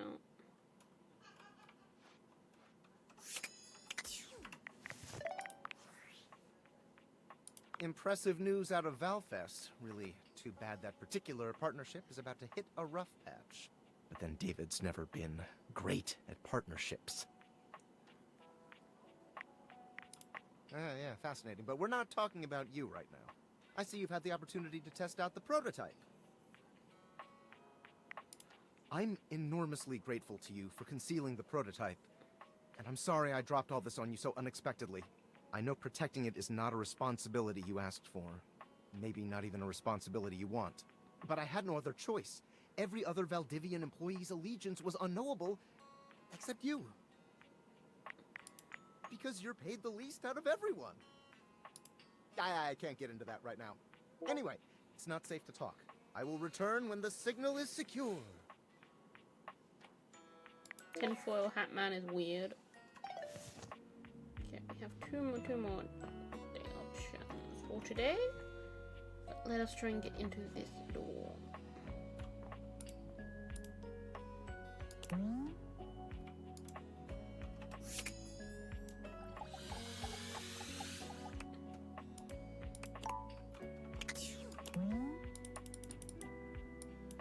Okay, I can't open it. I have to try again tomorrow.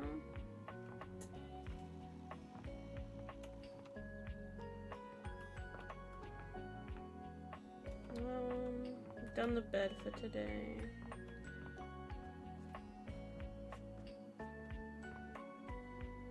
I guess we do we play D&D then.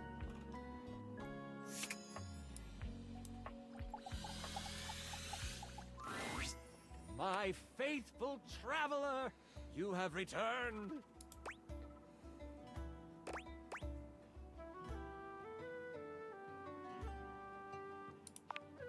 Ever faithful. I knew it. And it looks like our mutual friend Dasha is joining us today. I am ready to perform feats of strength with my imagination. She claps you on the back just a little too hard. Do not worry, my friend. Dasha's brain muscles are just as strong as real muscles. She's smart too, guys!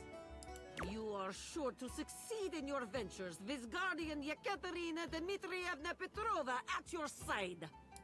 I prefer to call them adventures, but to each their own. I use detect evildoers to find any villains nearby. We haven't started yet, my dear. One moment. Before we start, here's your character sheet. You will be playing Miles Cypress, a troubadour from the mean streets of Cantalopia. You have taken up a new home in Decor, which is ruled by the House of Knives. Ooh, I am ready to grotto and gargoyle. You start the game with 50 hit points. If you reach 0, your adventure ends. Don't worry about reading the sheet too much. I'll keep track of your health and letting you know what you can do. Now tell me, are you ready? Are you ready?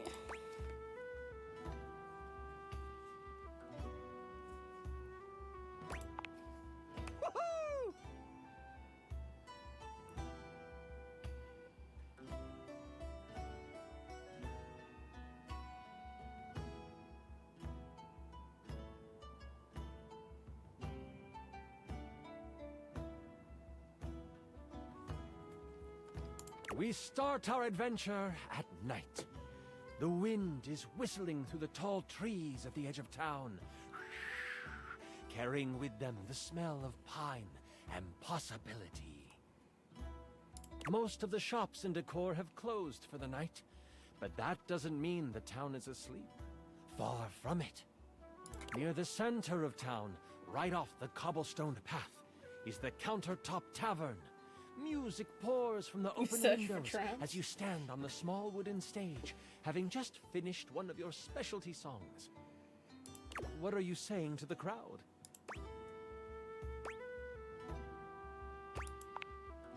I guess that'll work. You're just warming up. It's okay. I don't have the skill points required for this. Your music is decent. Very good. Thank you, Dasha. You exit the stage and find your seat at the bar. The bartender slides you a red ale. They catch it and thank you with a simple nod. You know that some meat and cheese will be waiting for you in your room. I am seated at the bar, enjoying delicious ale and meats, and also cheeses. She's got cheeses, man. As you sip your drink, a hooded figure sits next to you at the bar. Without looking at you, they simply ask, "Can you swing as well as you can sing?"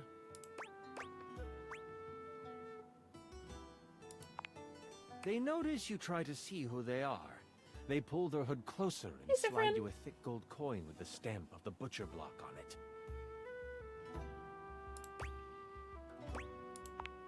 The butcher block are the not-so-secret guard of the Knives Monarch. If they have come to you, it is serious business.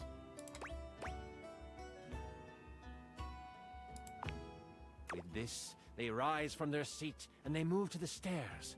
They pause briefly, making sure to lock eyes with you before ascending the steps. You toss back your drink and you follow. People have noticed the moment and start to whistle and hoot. You play it up! The whole crowd cheers you on, thinking that your sonic serenade has helped you score. Sifrin, I'm playing the bard. At the top of the stairs, you see the hooded figure slide into your room. You follow carefully. I'm gonna you fuck. Open the door. Fucking you see they have Xeons. pulled their hood back, exposing their face. Before you is a gorgeous human. It is disarming. Why would anyone so beautiful cover their face? Perhaps it is trap. A role to seduce this beautiful human, just to be sure. That won't be necessary, Dasha. They're looking expectantly at you, Miles.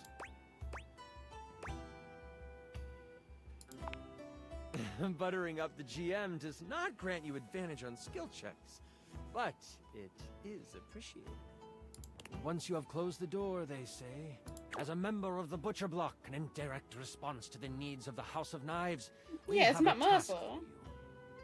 The Prince of Knives, Nakiri, has been kidnapped. We know that the evil Grand Vizier has him. They are planning to sacrifice him to their god. You know who Matt Mercer is, no? Sacrifice? This sounds unsafe.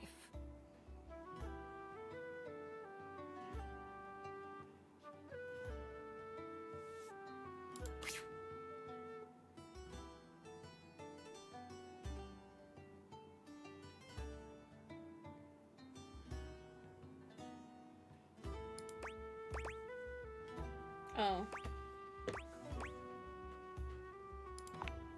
We believe you know how to get where they are holding the prince without arousing much suspicion. As a musician, you can travel freely. They will make the sacrifice at the Great Kitchen Sinkhole tomorrow night. If you state you are visiting family in Cantalopia, no one will suspect you as you move toward the sinkhole. You should rest up. Tomorrow is a big day. This is so much fun, isn't it? Yes, I wish to continue.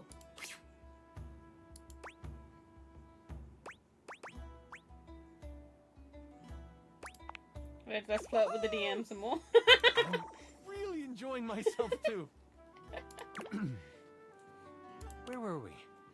Right. Sorry, GM. Game You get a full Master. night's rest and a hearty breakfast.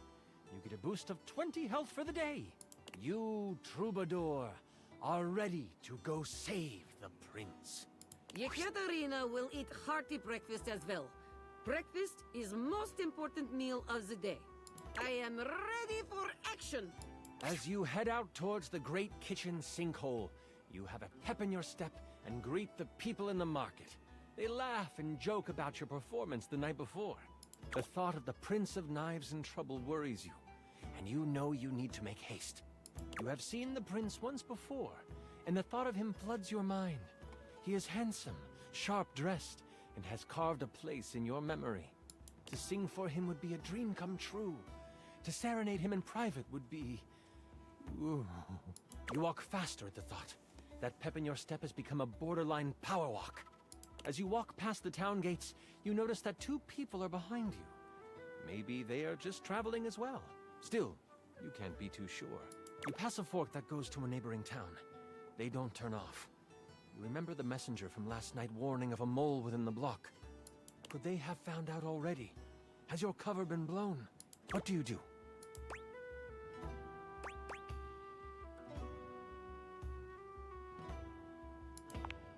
Your trust for people won out. Soon they stop and produce a picnic blanket. They are on a date. It is quite rude not to invite us to join them. At least offer Oh us my sandwich. God. Don't intrude on the date, You Dasha. notice a small knob-goblin in the grass next to you. You avoided A small that knob fight. goblin. You carry on toward the great kitchen sinkhole. The road is packed well, Door and your knob. feet seem to Oh my find God. flight on it. The sun is high, and the warmth of the day is complemented by the smells coming from the woods ahead of you. As you cross into the trees, the canopy above blocks the light from touching much of the forest floor. The coolness of the shade hits your skin, and you smile. Ah, if only we could stay in this beautiful place. It's like painting in my mind. You remember what it was like to play your music for the trees. This is where you learned the art of song. From the birds, the bees, the crickets, and the chipmunks. You don't know what is ahead of you in the kitchen sinkhole. That makes you anxious. You take a moment, letting the breeze push through the trees and over your body. What is on your mind right now?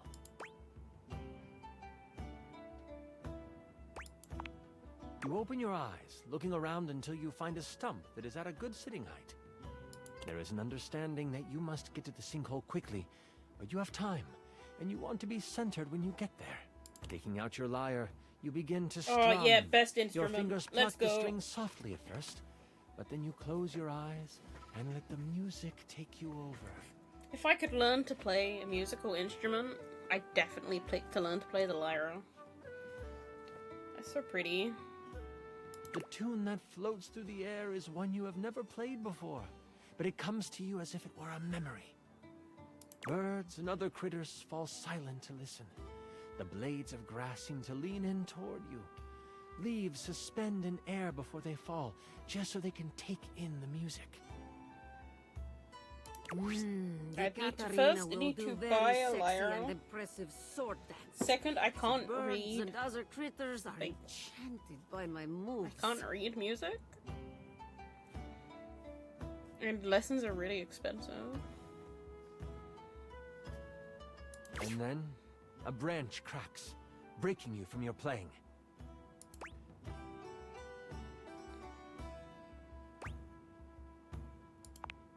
Nothing.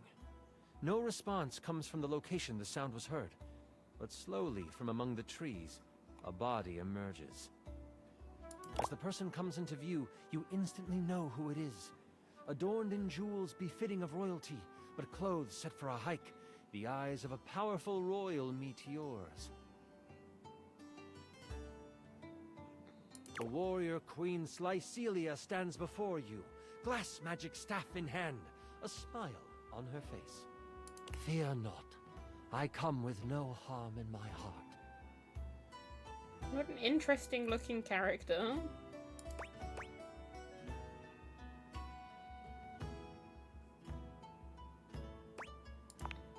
Yekaterina takes respectful knee. Yeah, but to be able to learn to play like Please music stand. and stuff, Decorum is not needed in this place. you We still all have to be able bow to read nature. sheet music. I shall not have you bow to me presently. May I ask what brings such a soul as yours to these woods?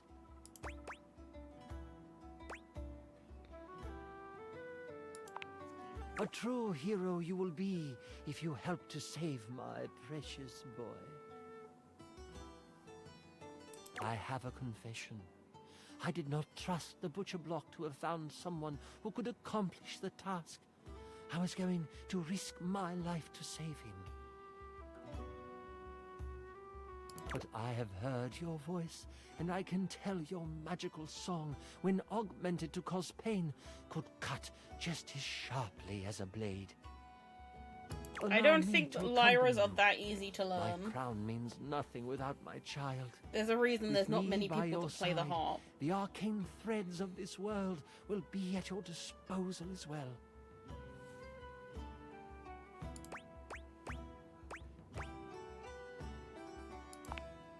The Queen has already scouted the area. As you come to the edge of the woods, you see the silver sands of the kitchen sinkhole, and she motions with her head to the left of where you are standing. She summons a gust of wind, and the loose brush on the ground moves to the side, revealing a trail. Oh shit. This is how they have moved supplies in and out. Before you can respond, she takes off down the path. We must hurry after her. As you follow her, you notice it quickly dips into an unexpected valley. As you round the corner, you see a small group of guards surrounding the mouth of a cave. I will follow your lead and support you in your actions. What shall we do? Looking at your song list, it looks like you know the songs of Sleepy Time, Eardrum Wrecking, and Seduction. Huh. Why can't I use seduction? You strum the beginning chords of a lullaby. The guards hear it, instantly heading towards you, but before they can reach you, they collapse on the ground. Queen Slycelia reaches out with her staff, and roots respond. They wrap around the sleeping guards, holding them to the ground. They aren't going anywhere when they wake up. I will remove whatever weapons they hold. That way, they are useless once they awaken. The path to the cave is clear, and you just know this is where you will find the prince. Let us save As the you prince. enter the cave, you find Got that it this. leads toward a metal-lined hallway. Red power bounces off the surfaces of the walls, and energy and heat push down the tunnel towards you. You start to sweat right away, nervous of what you will find. You look over to the queen, her face stern, her eyes focused. Somehow, the sweat rolling down her face looks complementary to her features.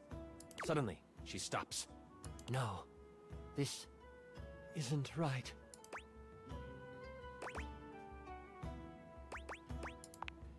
I can sense my son up ahead, but I also feel we must hurry. She takes off, her gait widening as she races through the tunnel. You struggle to keep up until you almost run into her as she stops at the mouth of a large room. She should be more careful. Blocking the exit is fire hazard. As you look into the room, you see the prince, but you also see the outline of someone everyone would know. It can't be, the queen says almost to herself.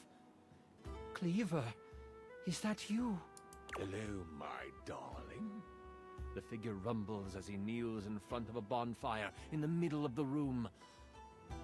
The queen has come to be with her king, yes? So, sexy queen is not single? Poor Dasha. As the figure stands, you take in King Cleaver, king of the knives, as flames dance across his face. Hey, Blade, once again, smash up us! Oh my god. What about you, Gogonol? What do you think of the king? King Blade? King of the Knives?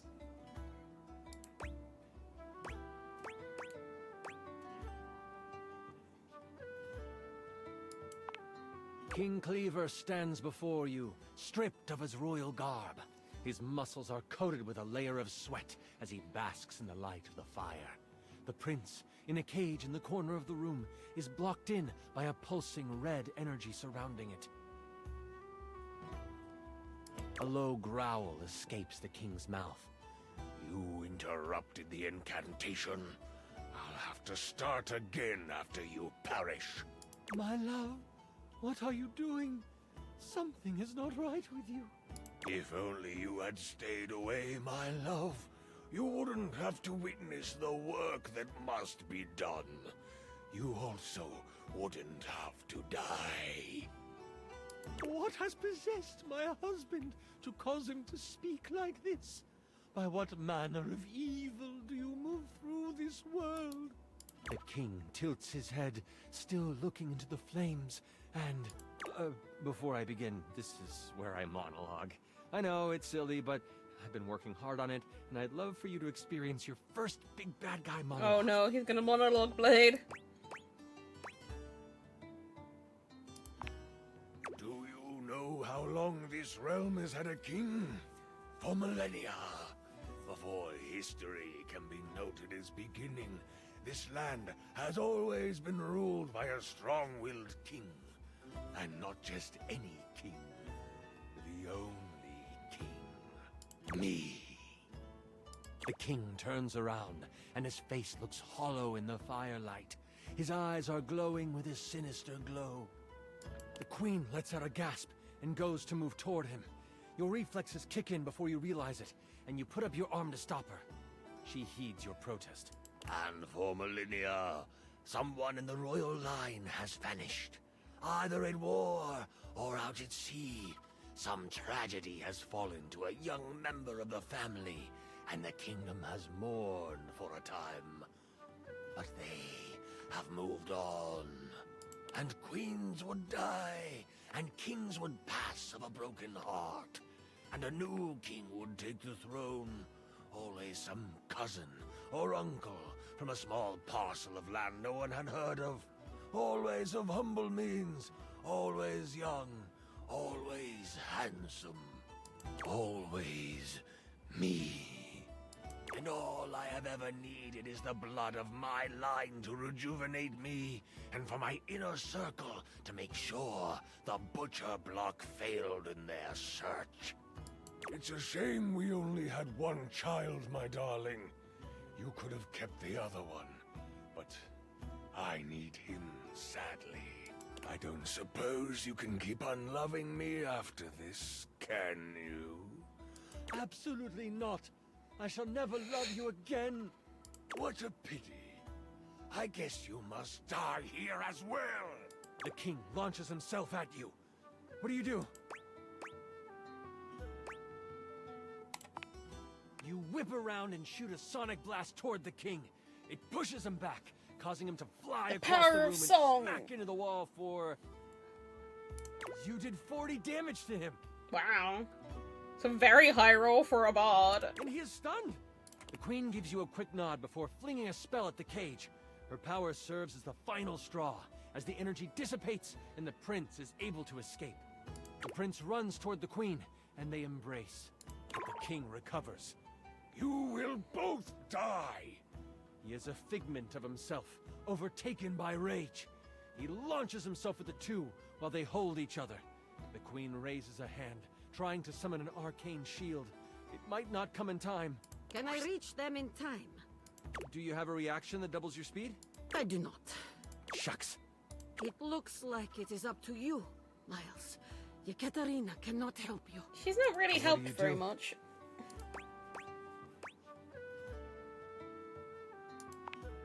You close your eyes, and your mind goes back to the forest.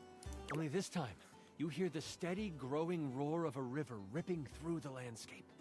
You open your mouth, and out comes the sound wave. The room shakes, and everything rumbles. Sonic fury is pouring out of your mouth, and the deluge is monumental. So much so that the sand from the surface begins to seep in.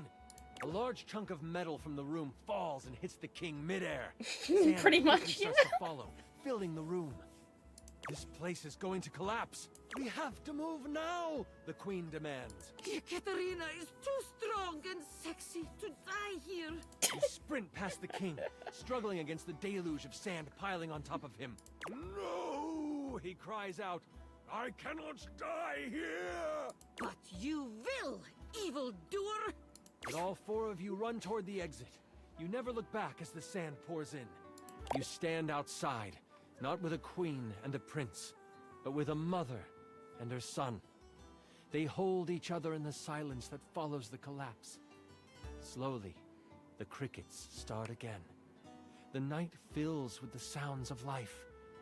You are safe. You are all safe. With the prince safe, you make your way to Cantalopia together. It is there that you find a member of the butcher block you can trust, vouched for by the prince. The news of the immortal king and his destruction spread. Many begin to question the position of the royal family in their lives and as their rulers. The queen, now free to rule as she pleases, works to make amends with those who have lost their faith in the crown. And you get what was promised to you. You are set up in the royal court. You play for large events and gain fame. But it is more the intimate moments where you are playing your lyre by the fireside with the queen nodding along, and the prince creating lyrics on the fly. Those are the moments you live for. For now, you want for nothing. You are happy. You are well. You are a hero. We did it! We won the D&D game, guys. Thank you for running this beautiful game for us, Chance. Katerina will live on in my mind. You were amazing! I didn't take any damage. Sorry. I'm just so excited with how much fun we just had. I'm floored by you. Listen, that was pretty much perfect for me. You are pretty much perfect to me. And if you were ever wanting to roleplay again, in any way, let me know. We can move from the character sheets to the... He hardcore fucking steamrolled that one, didn't he? Other sheets?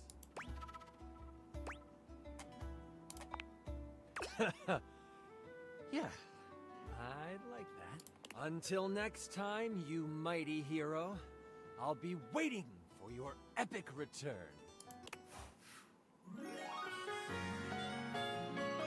He just took all of the role. He took all the roleplay out of all of it, yeah. You maxed out our relationship status. Yay, we gained some charm.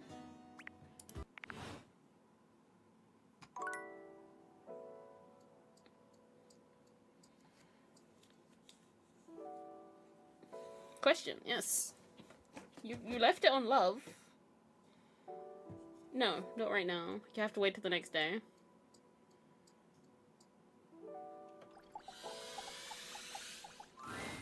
It doesn't seem quite right. What you imagined you were aiming the date theaters at turned out to be... Me, Lucinda Ah, shit. Lavish. The best character in the whole goddamn game.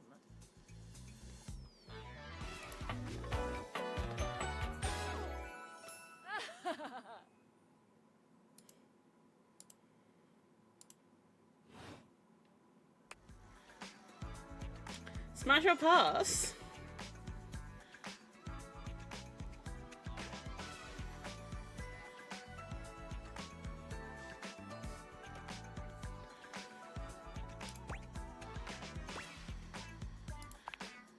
Damn straight. Watch this. Oh, she gave us more charm. I can just do that. Make you more charming. Welcome. Honestly, though, it's just because I adore that fantastic red shirt you're wearing. Because I made it. You bought the very expensive DLC.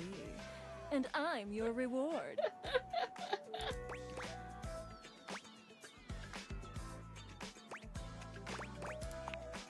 Your sacrifice to the endless money pit that is this game is not going unnoticed.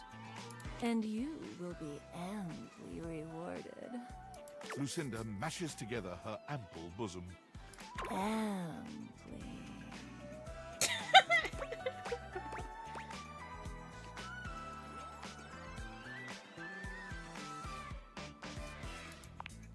You want to give my bazoomies a squeeze? Which one? Left or right bazoomi? You give both her bazoomies a squeeze. They feel tender and firm. Exactly what you would hope. Oh my god. Greedy. There's almost nothing to save for later. Thank you for giving me your attention. But a lavish lady has to always leave her little lover wanting. I'll see you around, lover. And who knows? You might just get lucky. Oh, that took our last slot up for the night.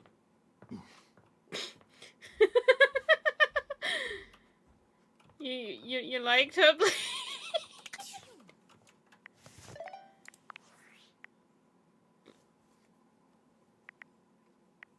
Valdivitianites! Yo, yo! It's your boy, David Most! Coming to you live from the best virgin mojito bar ever! Like, this stuff for real is legit so good! I've had like 12, and I feel amazing! Can't believe there's not any alcohol in it! JH19! Hey, did you guys see how dope that presentation was? We rocked that! Like, people keep saying we're at dire financial straps and need urgent restructuring. Even my dad was like, you're gonna get smoked by your top competitor, Bitewave. Dead ass. And I'm like, okay, Dad, if you like Bitewave so much, why don't you marry them? But does Bitewave have a contract with the U.S. government? No. I just want to say I love you guys, but not Franklin. Don't love or miss Franklin at all. You hear me, Franklin? Night-night, nerds. Okay. Is he still better than your boss Blade?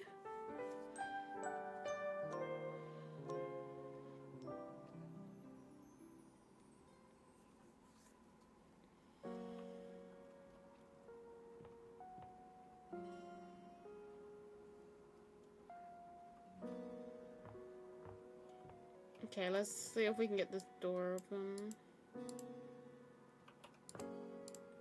I have the key, so surely this door can get open now. Dorian looms over you, arms crossed over his broad chest. He seems almost smug about blocking your way today. Hello, mate. Let me give you a tip. When you see me with my arms crossed like this, it means you're not getting through. What might it take to uncross them, I wonder? Keith? Is it really you? Hello, old friend. It is me, all right. Oh, I need to do exclamation mark reset.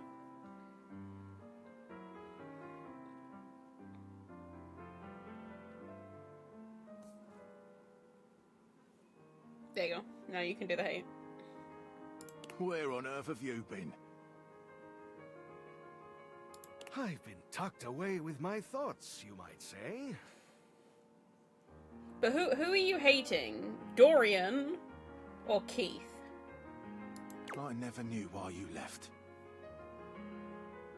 I am so sorry I never said goodbye. I never had the chance. Well, I've missed you. I've missed you too, dearest Dorian. And I am back to stay.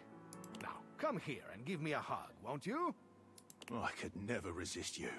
Dorian and Keith curl their arms around each other, fitting together as perfectly as, well, a key and a lock. And just like that, door is open. We've tried that.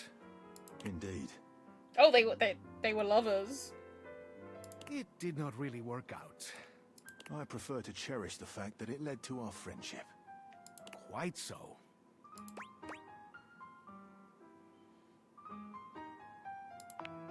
Why, I would love that. I rather think we would do well together, you and I. We ended up friends. I'll try and piss him The off. treasure trove of friendship is open to us.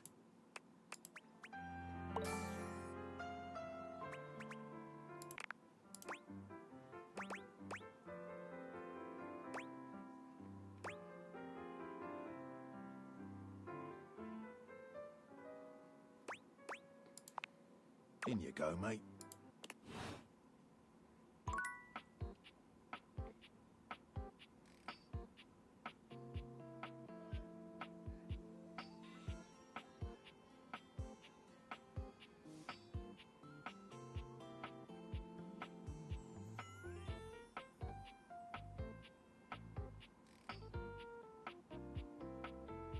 Okay, if we want to talk to him, the key is now there.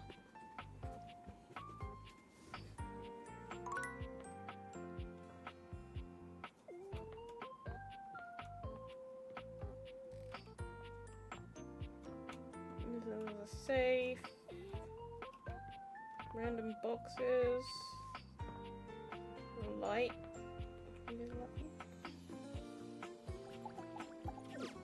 Might be able to do the light. I think this is the air conditioner Char was talking about. It's dead plotted plant.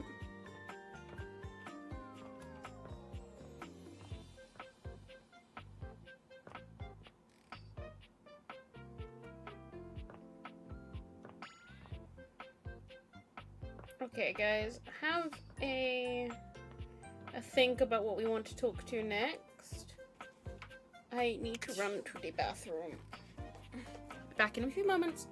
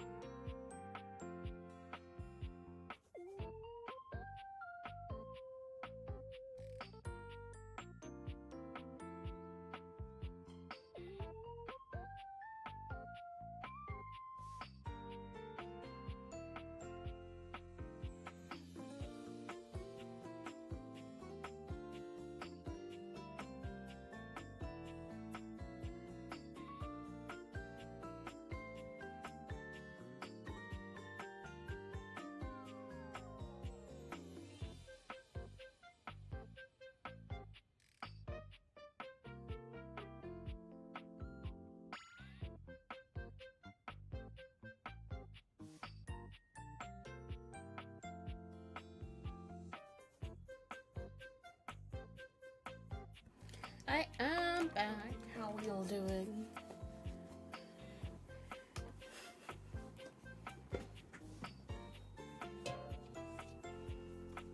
You wanted bed.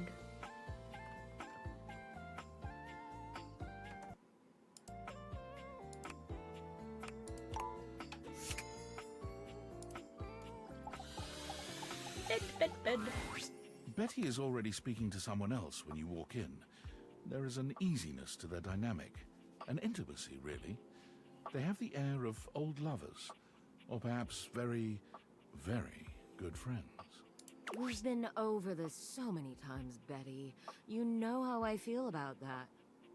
I just need some time, all right? It's the sex toys. Why should a bed as gorgeous and free as you be so worked up over anyone else's opinion of her? You could snap your fingers and have 10 lovers here in 2 seconds. I could. And have. Benoit, stop it. But honestly, you know it's not about sex. I can get that just fine. But that feeling of falling asleep in the arms of someone you love, there's nothing else like it. That's true. It's very true. Benoit's gaze leaves Betty's face to land upon your own. They give you a smile that feels as if they know all your secrets. When Betty turns to see you, she goes from surprise to happy in record time, and Benoit places a gentle hand on her shoulder before they walk off.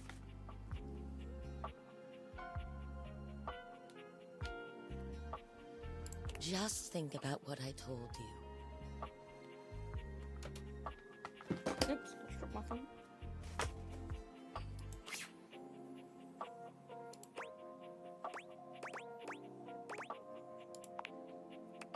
Oh, I was just talking to Benoit. Benoit and I are just very good friends. With benefits, of course. Well, sure, though, gosh. I wish you hadn't heard that. It's just a really specific sort of loneliness, you know? I'm sure you didn't come here just to hear tales of my sex life. What can I do for you, honey? Did you want to relax? Maybe take a nap? Get to know me better? Why?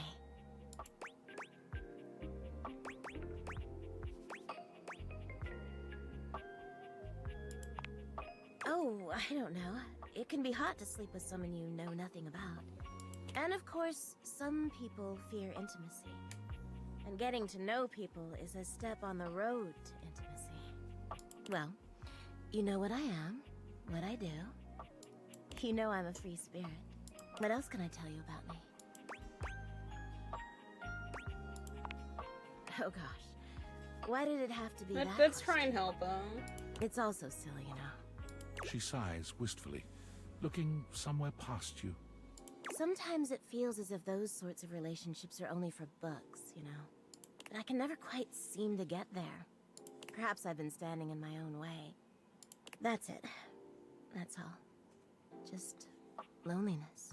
Does loneliness keep you guys up at night?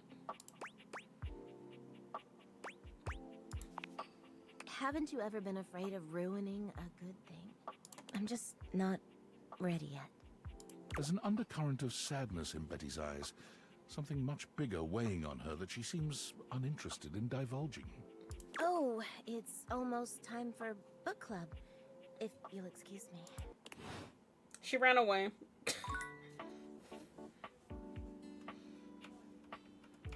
Who should we date next, guys?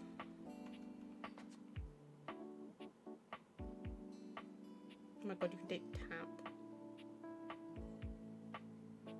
You in the bathtub? There's a shower downstairs as well.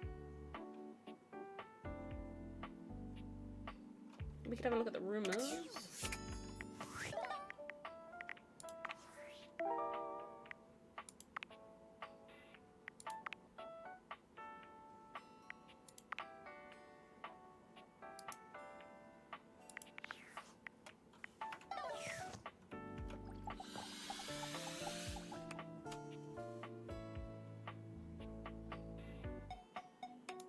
They won't let us.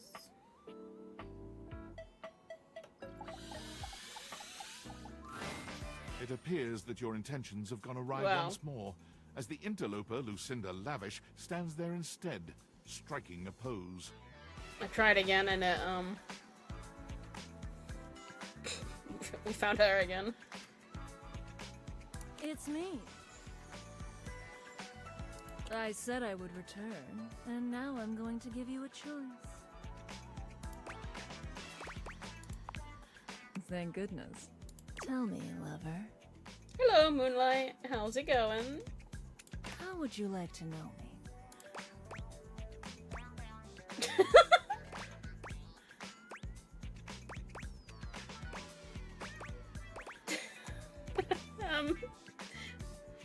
Well, we are flirting with furniture. Fuck it, I'll press the button. Good choice. You bet your sweet bottom, baby. Because my secret is, I'm not actually Lucinda Lavish. I'm Lucinda Lascivious.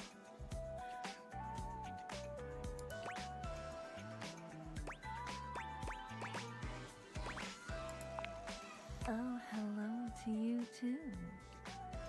I've got, let's say, a special You can't date the air, but you can date any object in the house. One that allows me to bend the rules. Come here, baby. I've got a special place where no one I mean, can see we us. can date the air duct. Lucinda takes you to a rather strange place.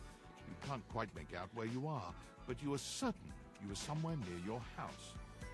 You have It to could click be on an that she's object. right. No one else can see you here. No one else who has any say, that is. Sure, we can try after this. I love to hear that. I love to hear you be so horny for me. This is my fantasy chamber, a place where all your wildest fantasies can come true. Tell me, my effervescent darling, what is your wildest fantasy? Which one do we want? Okay, we've got bondage, spinning, swirling, sucking, fucking. Well, I can't get to it right now, but it involves a big inflatable giraffe. What the fuck?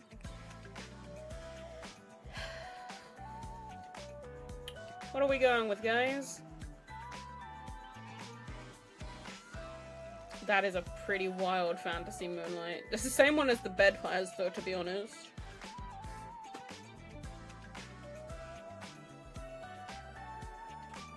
The third one. I'm impressed and intrigued. It's here and only here where we can do these things. My time here is limited, so I'll have to see you around when you least expect it. But next time, I think you know exactly what you want to pick.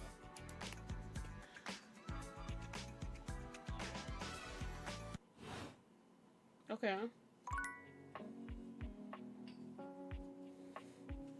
Okay, just aim at nothing. And fire.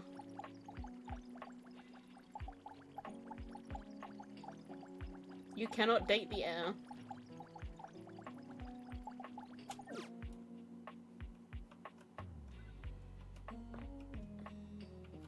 We can date anything else, though. Let me give you guys a tour of the house. I couldn't see a way to, like, a way to date the pop-up. Try again.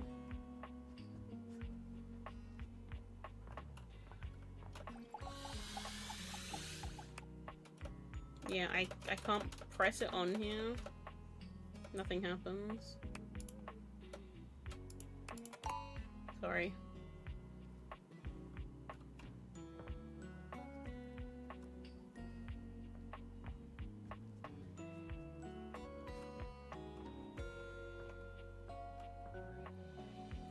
Yeah. And if I go out the front door, it ends the game. Because I did that already.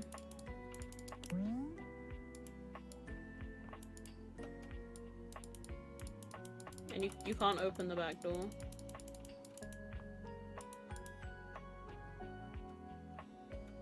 So we have 2 more dates for the day.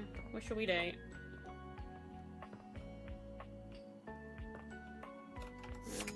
Let's have a look at the date decks. So we've got done Dorian. Chance is done. He loves us. Keith is friends with us. And we've got these two as well. Chair. Chair again? Okay.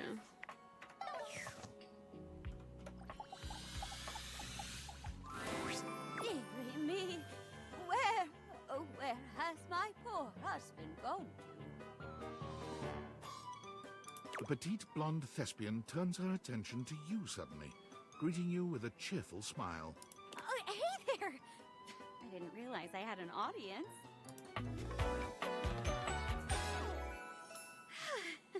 Jeremy. She draws a hand over her face, perhaps to help her concentrate. And then... Oh, Henry! What happened to you? I'm so worried. The only trace is the blood stain on the window. Acting, of course. I put on a different play each day of the week. Tonight is Saturday Night Dead.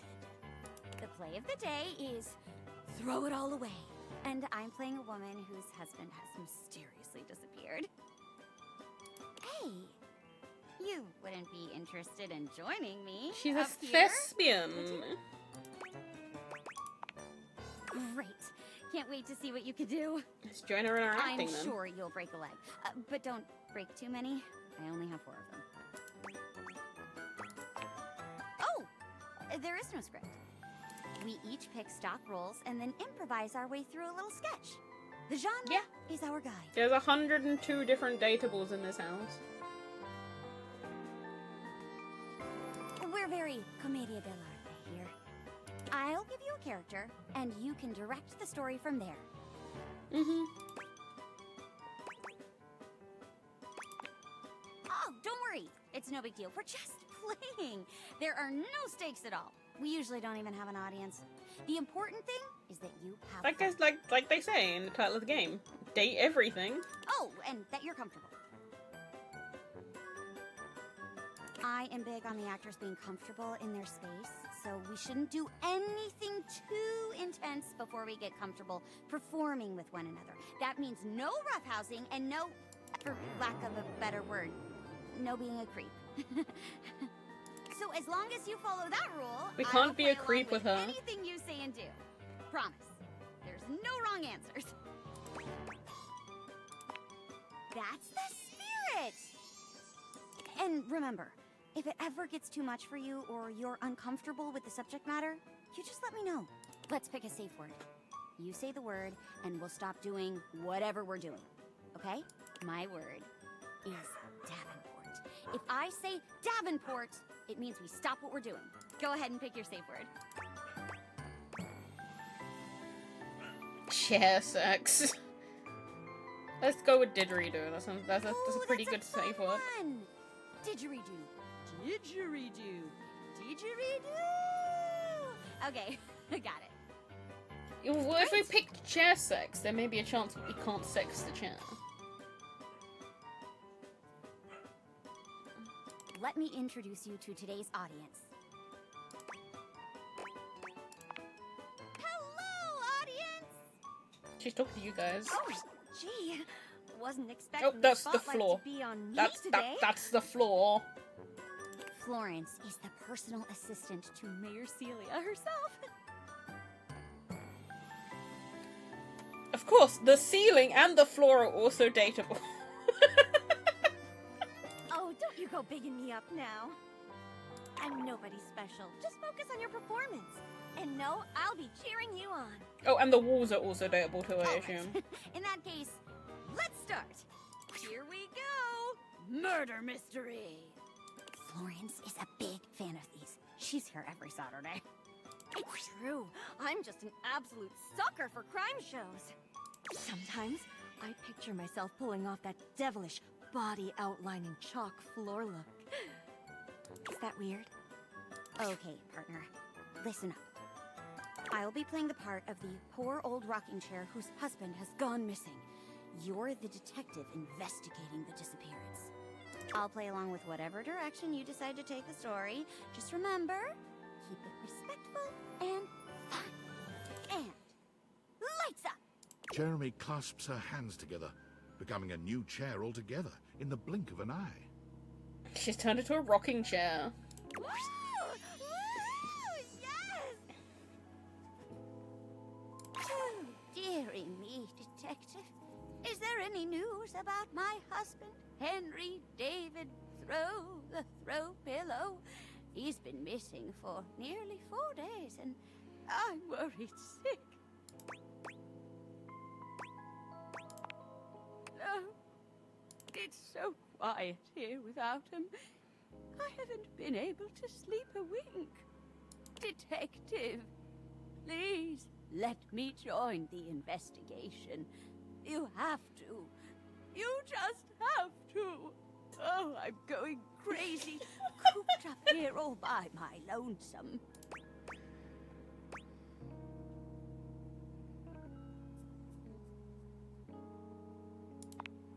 Nuts to danger. My husband is missing, and you boys haven't done diddly or squat to find him. I'm not gonna say the safe word right now. If you won't do your job, then I will. I used to be a sharpshooter in the army, I'll have you know. Yes! Oh, she's so fierce. Bang, bang, bang. Bullseye. Yep, I've still got it. I'm going after my husband one way or another. Wanna try me, Flatfoot?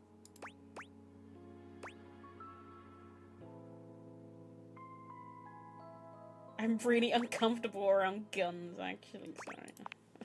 Better to die trying than to wait around with flat feet and your thumbs stuck where the sun don't shine.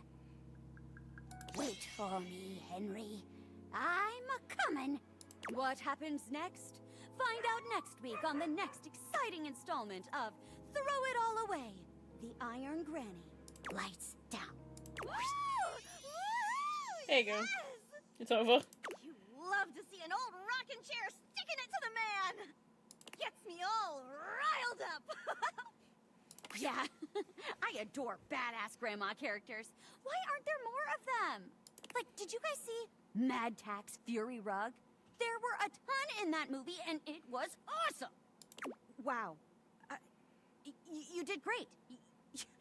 You're a natural. Be sure to come back on another day if you want to try out another play. Hope to see you again. Jeremy bows gracefully. There we go. That was Jeremy.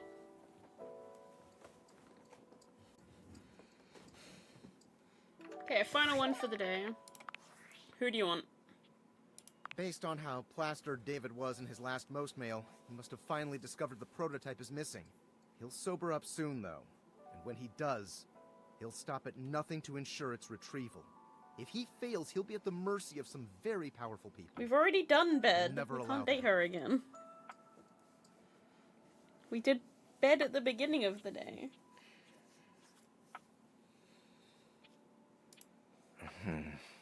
The AC unit? Guess it's Do you imperative mean that the we one trust in each the other. in I've been the asking you to vents? trust me without Or the being one in fully the transparent. the I know all this the roof. because I Attic. created the date behaviors. I'm glad you think so. We are obviously in alignment. Anyway, I can't talk now. I'm stealing coffee we'll shop do the Wi-Fi. vent The then. barista finally noticed I'm only ordering tap water. Remember, under no circumstance allow David to know you possess the prototype. Okay, we'll do the vent because he did tell us to come back. So here he is, the vent. You see a pair of hands sticking through the air conditioning grate, and the barest suggestion of someone's eyes, but no more. What do you think?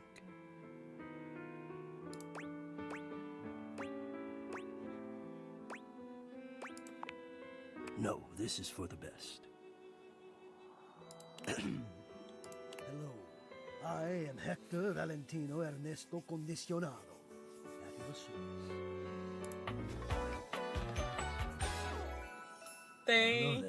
They made a plushie of this guy. Hold on, let me get it up. I'll post it in the Discord.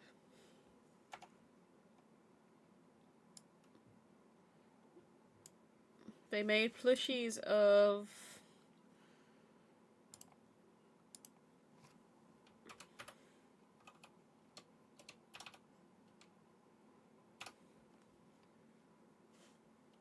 I'll just put it in the general chat. They made actual plushies of these guys. So there's the door, the bed, the glasses, and the vent.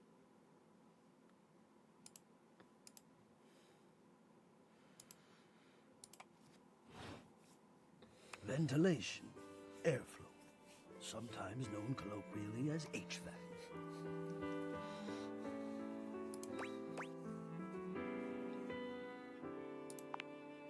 Yes, to hear me.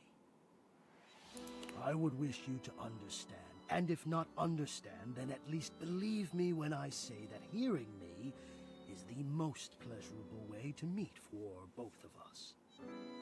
Seeing me, well, it's not a compliment to me, and it would be a great disappointment to you.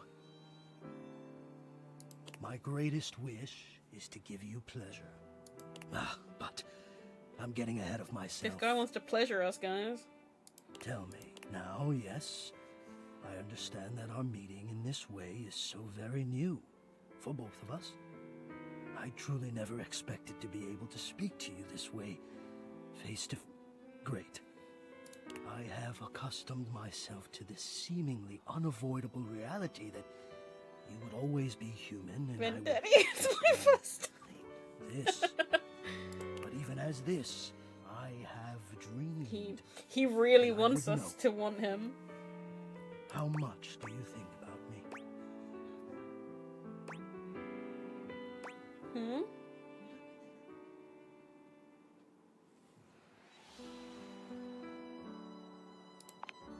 Ah, and do you? I have noticed. I so look forward to you coming home on those hot summer days. The look on your face when you feel the first blast of chilled air upon opening the door.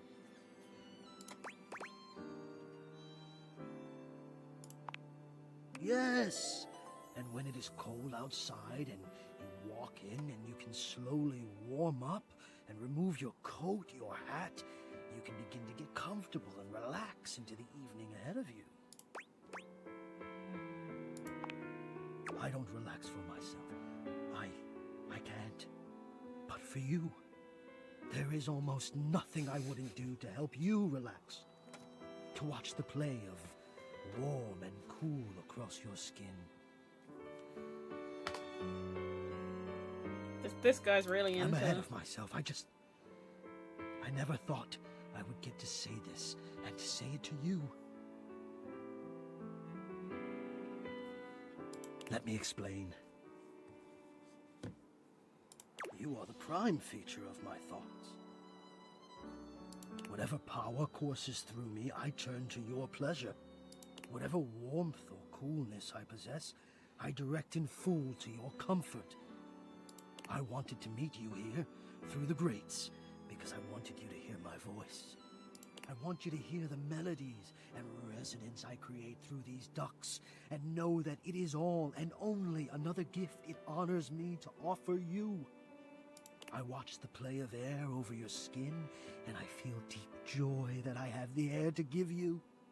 I adjust my own temperature and my intensity until I see the flush of contentment spread across your face. And then I rest in contentment of my own. I never thought I'd be able to say this, and in a way you could truly understand. And now I have, my God. Now I have. Hot. No, I would say I'm set to more of a temperate zone right now. Ah, I see. Hot. I think perhaps I've heard the word used this way. Do you really find this sexy?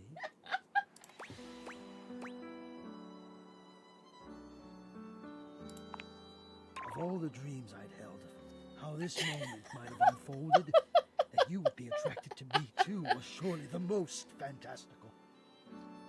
Perhaps I might share more. As I share with you, I can feel more and more air moving through me, as though there is a storm brewing, a cyclone beginning. I have never felt it before, this build of energy.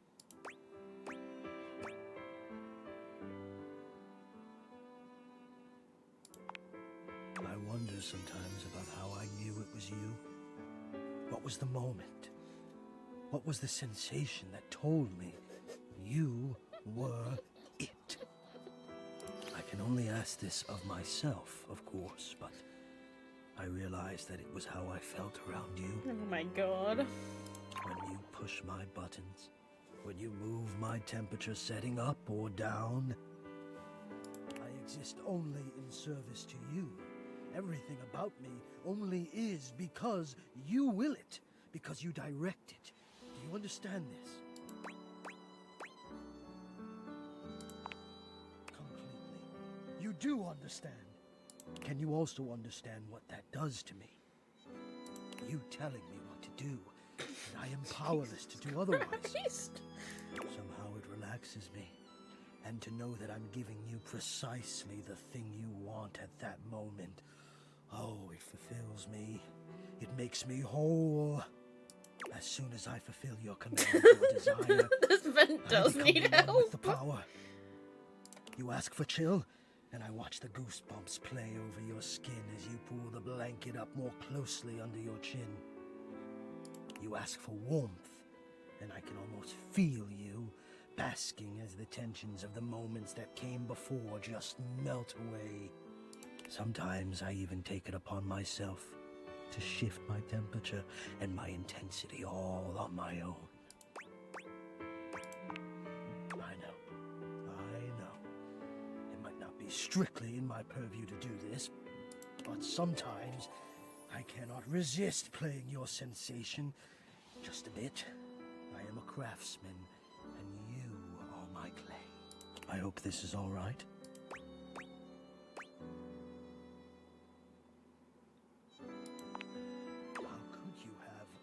Until now, I haven't had the courage necessary to even show my face. You love it. Does that... But no, I dare not ask, and do not answer, please. Let us enjoy where we are, here, now. Let me care for you. I need you. I need to care for you.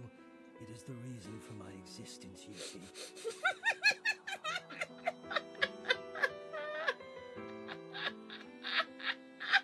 And now I have truly said too much. Or I have said enough. Oh my god. Either way, I must ask a boon.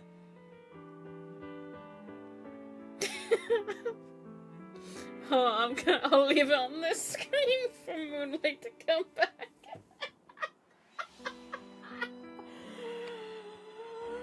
Oh my god.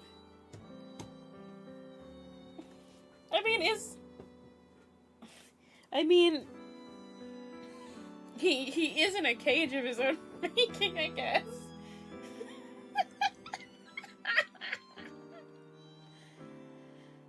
Oh my god. Is he conditioned to say this? He might well be conditioned to say this. Oh my god. This guy is pretty funny though.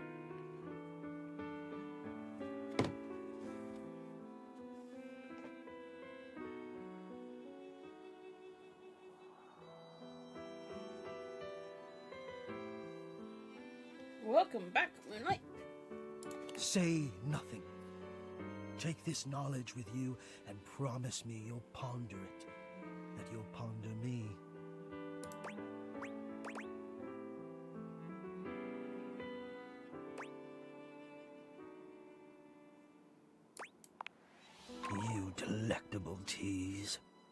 Think about this then. A warm breeze whistles through the grate above you and trickles downwards to caress your exposed arm.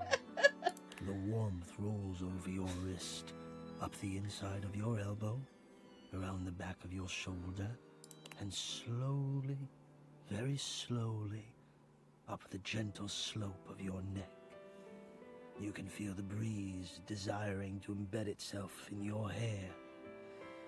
It is the perfect warmth, the perfect strength, and your eyes softly flutter closed. Ponder that. Well, there you go. The most erotic thing a vent could ever say to you. Oh my god.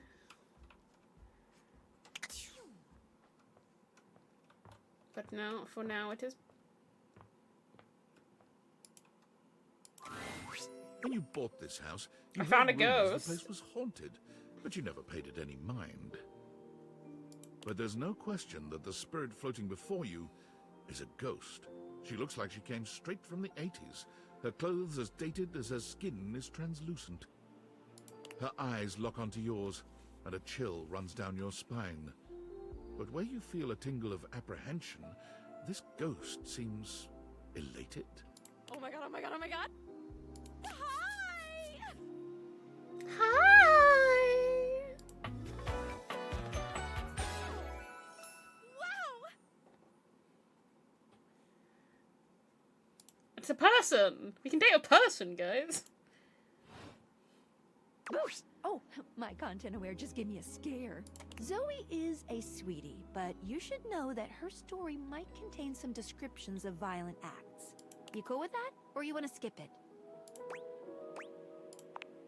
Great!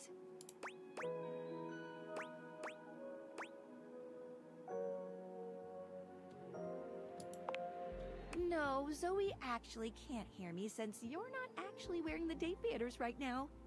Ooh, pretty wild stuff. Bye! Hi. You'd smash her? She's from the 80s, Blade. She's older than you.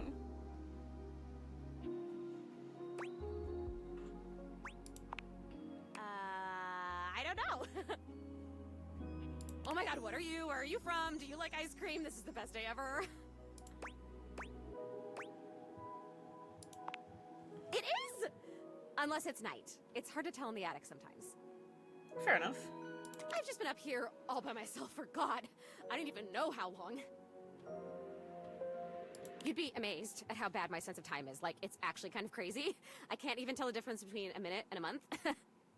But I have just been here, you know? And I am so bored.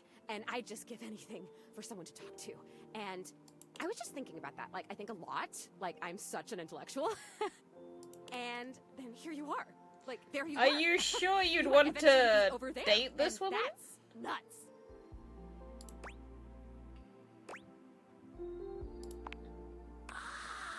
I might feel the same. Is that weird? Let me explain some stuff. Life, as you might know it, is kind of a complicated proposition for me. I don't know if you can tell, I hide it pretty well. Oh my god, I rhymed. Ah, that's amazing. So you'd smash, but you wouldn't date her. Honestly, it's amazing to even be able to speak because a lot of the time I can't make sounds, which is weird. And a lot of the time, like most of the time, I think I'm invisible because nobody can see me. And that's super weird because I'm totally real. You know, I mean, I think I am. So why wouldn't I be? Because if I can think, I must have a brain or a How would you consciousness have somewhere. sex with a ghost, though? Right, yes. Sorry, I am just so excited. My name is Zoe. I know, it's like the coolest name ever. I actually picked it myself. My name when I was alive was something really dull, like Lucinda or like Elvis or something. I don't remember. I But mean, the moment I died, I picked the name Zoe. You- it you- was one of the you ways you I could made have myself sex feel with the better about dice. being dead. You could shove it where the sun don't shine.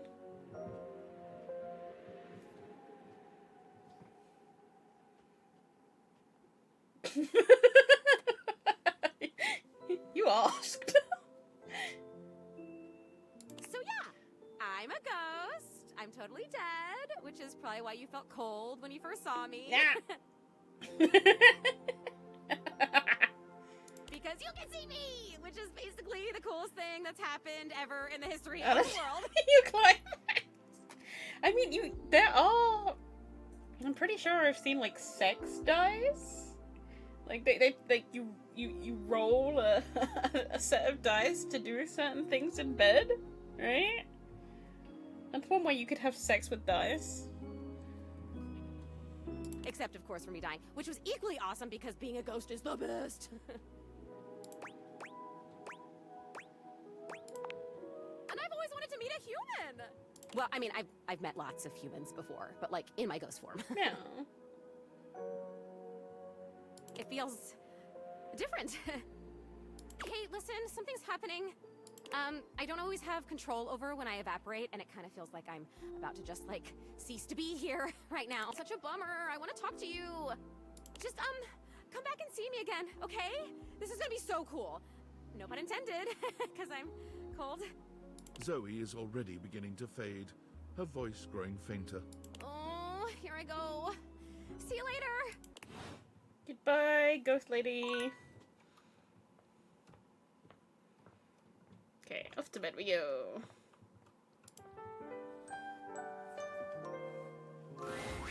Nightmares are nothing new to you, but this terror standing in your room is certainly a unique experience. It's hard to even make sense of what you're seeing. A dreadful figure, wreathed in black, with what seems to be the suggestion of a horse's head, with snake and lion heads sprouting from its shoulders. It has a multitude of eyes where they shouldn't be, and teeth that decorate what would be the belly and hips on a human Hey, figure. Blade! Smash your paws! But it's not the monstrous anatomy that freaks you out the most. It's that lizard brain feeling of fear the figure inspires in you. You want to run, but by some miracle, you don't.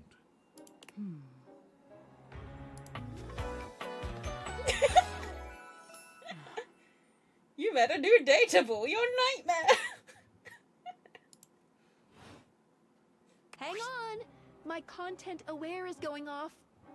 Nightmare is, well, just that. If you don't want anything too spooky, I'd recommend skipping this one. You cool with that? Or you want to skip it? Carry on, then. There's something crawling up your leg.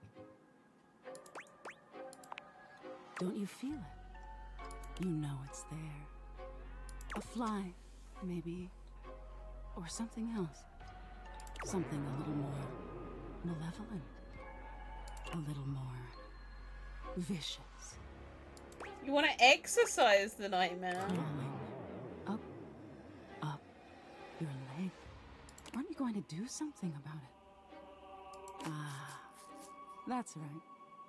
You can't move. Now there's another on your arm, and another on your shoulder. Dozens of little prickles across your skin. The prickles turn into punctures. The picture of poison pervading the parts of you you keep under the covers. There's an itch by your mouth as one pries open your lips, scurrying down from your cheek. So many little legs. Spiders. Or maybe ticks. Another crawls across the curve of your ear, and you hear it. She's enjoying this. The scuttling. The buzzing. The sound of your flesh being devoured in a million nanoscopic parts. Whatever they are. They're eating you alive. Trying to put up a tough front, huh? No matter. I'll find out what scares you. In any case, it was simply delightful to meet you. Yeah, the voice is really No need for nice. pleasantries. I've been in your head your whole life. Until next time. You'll see me sooner or later. But if you want it to happen sooner, they say coffee at midnight is a good way to invite the darkness in. Sleep with one eye open. She fades into nothingness with one last creepy laugh. And it's a morning. We survived. Okay, these are the last set of dates for tonight. So I assume bed. Bed, Gorgonoth.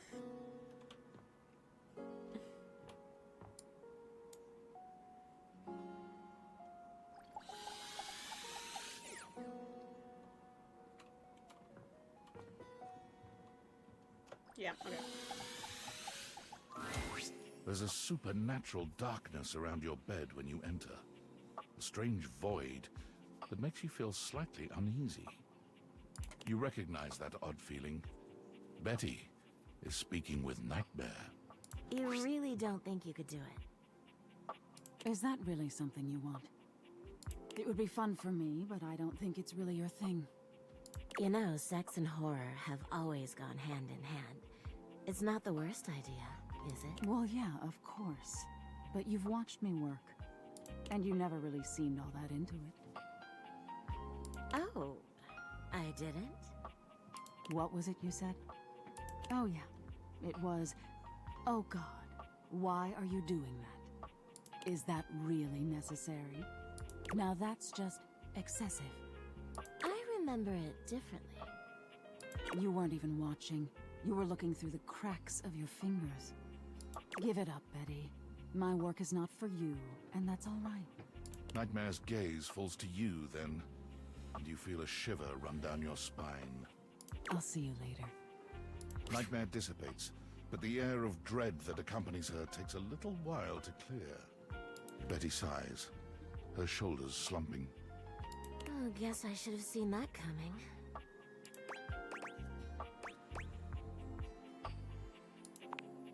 Well, maybe. I just thought maybe if I had nightmares... I mean, I already sleep poorly. But maybe in a nightmare I could find some small moments of joy with my beloved. Nightmare doesn't usually take requests. But since we're such good friends, I figured maybe she'd give me a sexy nightmare. Me too. Okay, see how this strikes Sexy you. nightmare, anyone? I'm being hunted by some unseen monster or being. My heart is racing. My knees are weak. I'm stumbling and tripping as I go. I fall, and I close my eyes knowing the end is coming. But I don't die. I turn to see my beloved standing over me, a bloody knife in their hand. I'm saved, and I thank my rescuer in the only way I know how. A toe-curling kiss. But then, I'm on my back again, and my beloved's hand wraps around my neck. I can't breathe. I can't cry out. I can't make a sound. We'll be together forever, they whisper, raising the knife high in the air. I wake in a cold sweat, alone. There. You see? She's into knife playing. No, I think she's just... That's every day for me. But thank you. I don't think she minds the yandere. She just... Nightmare really seems to think I shouldn't be bothering with all this dream stuff. She thinks there's a much simpler solution to my problems. But I don't know who she is to talk anyway. She has the same problem I do. While you were having sex, she was studying the blade. She just deals with it differently. Yeah, yandere can be hot.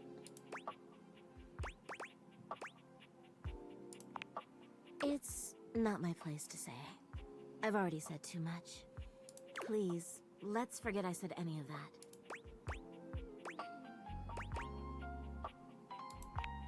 You would?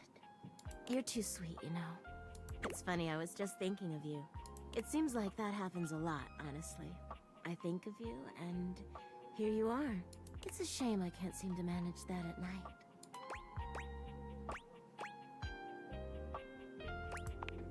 I haven't been the most subtle, have I? But I guess I should just say it. You're the one I've hoped to see in my dreams. Aww. My beloved. The one who tortures me with your proximity.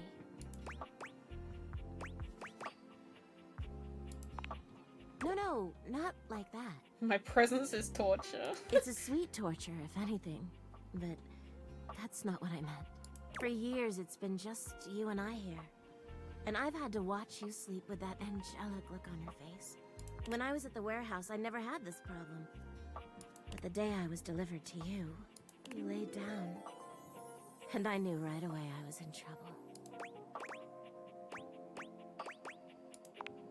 You don't know what it means to me to hear that from you. It's what I was made for, you know? I've had my share of partners over the years. I'm a free bed, you know. But I'm at my best when I'm in love. And since the day I became yours, I haven't had a good night's sleep. Poor girl. I know it's a lot to lay at your feet. Especially knowing we have to sleep together night after night. The bed is simping for But me, I yeah. don't know if I can keep this to myself any longer. I know it's a lot to digest, so please. Well, take some time to think about it. I'll give you some space to sleep tonight, and we can talk tomorrow. All right? Please, just give yourself the night. Even if you think you know what you'll say. And sleep well tonight. She won't let me confess. Okay. 4 more. What do we want?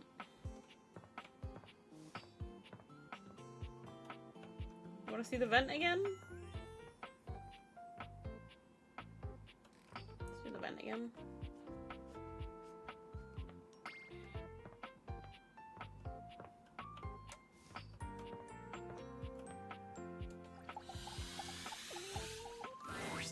Here you are.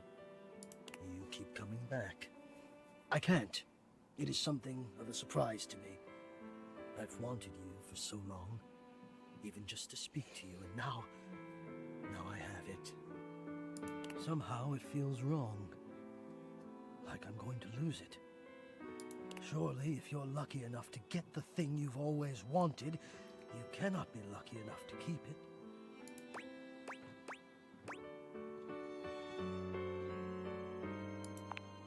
I would lose it if you left.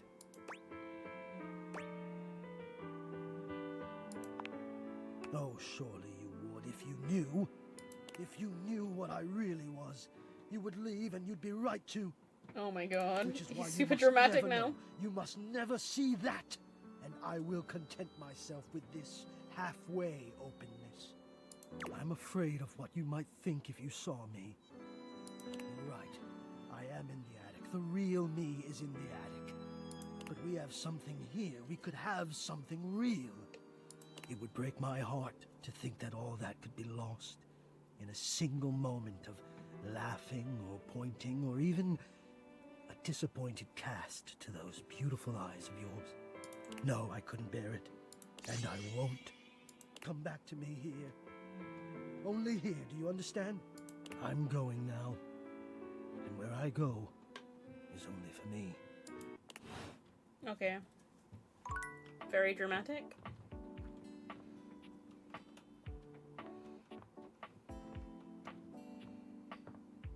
Should we go up to the attic? See if we can talk to him in there. Though it probably won't let us, right? Yeah. Okay. We can't talk to him again today.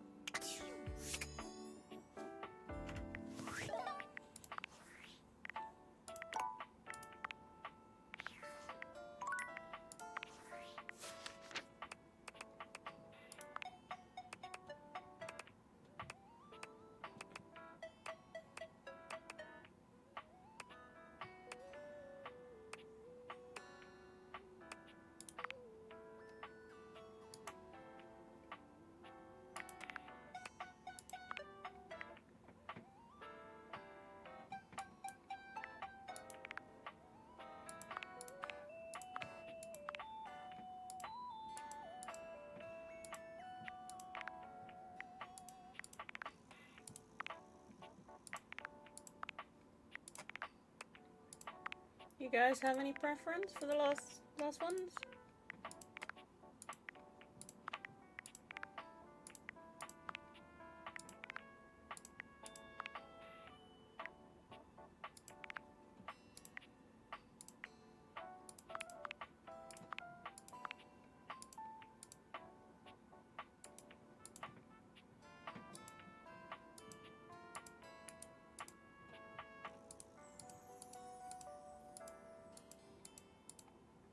Or play the other D&D campaigns for his artwork.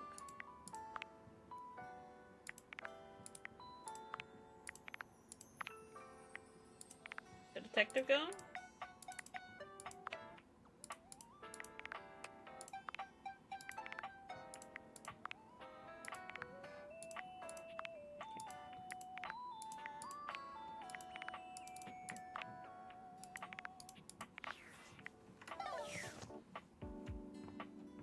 The magnifying glass. Oh, hello again. Come for more rumors? Looking for more suspects?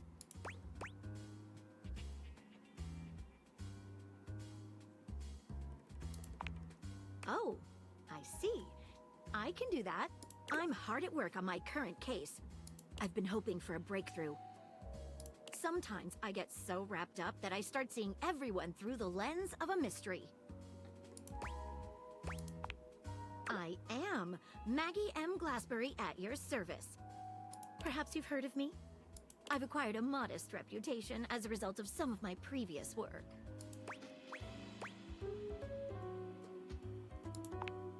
Maggie puts her hands on her hips, positively radiating pride. Why, it was I who solved the mystery of the missing sock. A brief interview with the Stackables and a chat with Dirk was all it took to sort that case out. The sock was in the depths of Harper's hamper. I also cracked the caper of the self-generating dust rabbits. Static electricity. It causes particles to accumulate around pieces of hair. Your hair, to be exact. They form undisturbed, in-dead air pockets. That's why they hang out under the couch. It matched the evidence, and I ruled out every other possibility. By the power of deductive reasoning, I determined that you were in fact the culprit. I pride myself on that. Lately, I've been taxing my lens to the utmost on a very interesting case. I'm trying to get to the bottom of a mysterious love letter. Ooh, it was delivered to Dorian last night. At approximately 2 a.m., an unknown suspect dropped off a letter for Dorian. Upon opening it, Dorian discovered that it carried clear romantic intent. That is to say, it was asking him out. It described how his protective yet gentle presence had won over the Someone's writer's after heart. Dorian. If interested, he was to write back as soon as possible.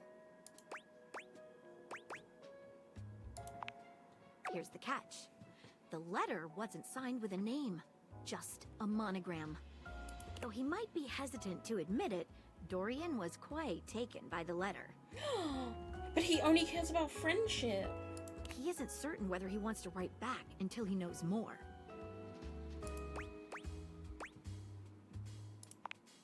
You would? I've never worked with anyone else before. Let's help her on her investigation. But I think this could be good for the case. The case is pretty thin, but we've got a couple of clues. First of all, the paper the note was written on was somewhat interesting. Second, although the letter wasn't finally, I think Dorian might have a clue for us. I have it here, semi-transparent and very thin. It's a napkin. It doesn't Okay. seem like ordinary paper at all.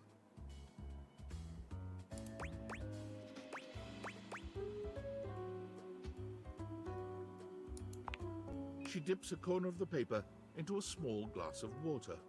Look at that. It dissolved. Oh, it's rice paper. What else should we try with the paper?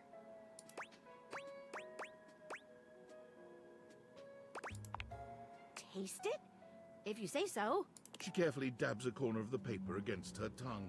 How interesting. It's edible and tastes slightly starchy. It is rice paper. What else should we try with the paper? What should we look at next? A stylized letter M.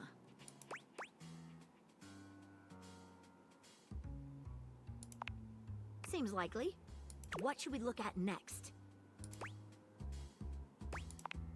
Hello there, you two. Hello, Dorian. Good to see you, Dorian. I've enlisted our friend here to help solve the case of the mystery letter. Splendid idea. Can you repeat what you said to me earlier? About the smell you noticed? Right. Well, when I first opened the letter, I caught the faintest whiff of what I think was truffle. Strange, no? Good luck. Let me know if you happen to figure out who it was from. I'm not one for love, but I am one for truffles. And friendship. What should we look at next? I've narrowed it: Penelope, Mitchell Lynn, Matteo Monta, and Freddie Yeti. Who do you think it was?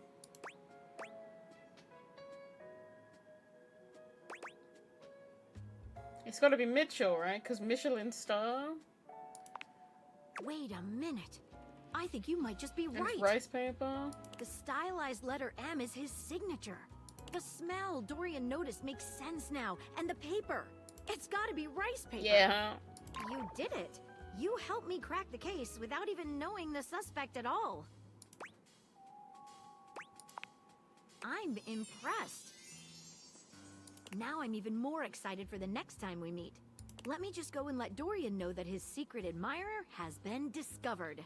Hey, before I go, I was wondering, would you like to have a cup of tea with me sometime? As a date, I mean. Maggie lets out a girlish squeal. Aww. Amazing. Oh, yes. Calm down, Maggie. The human could still be a suspect of any sort. See you again soon, compatriot in crime. Aww. That was sweet.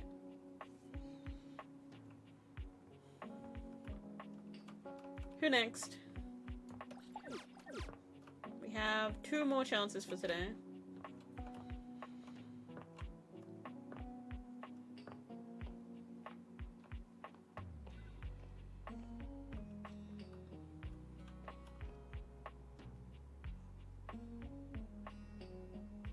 The bath? Okay.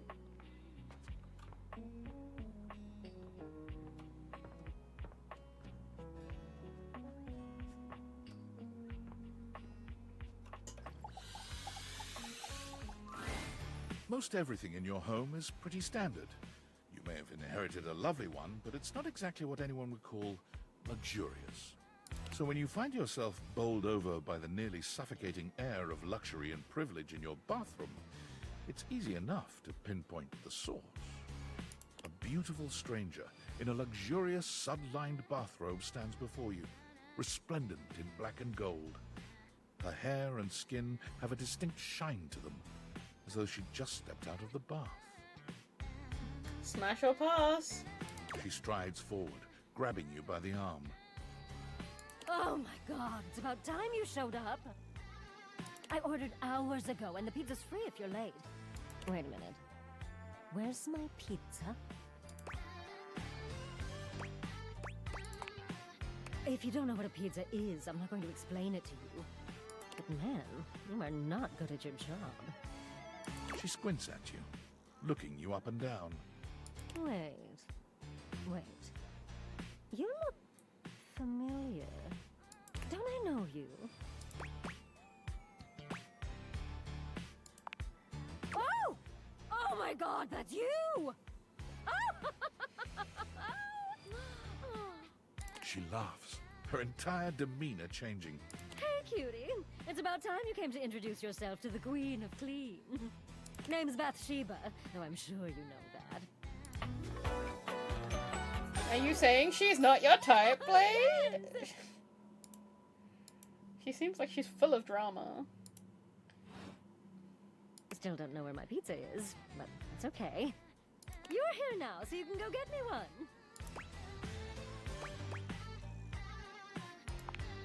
Well, yeah, I am a princess. But not literally, but basically. Well, fine. If you're not gonna feed me, maybe you can feed me. The robe does have style. You got any good goss for me? Some nice hot tea?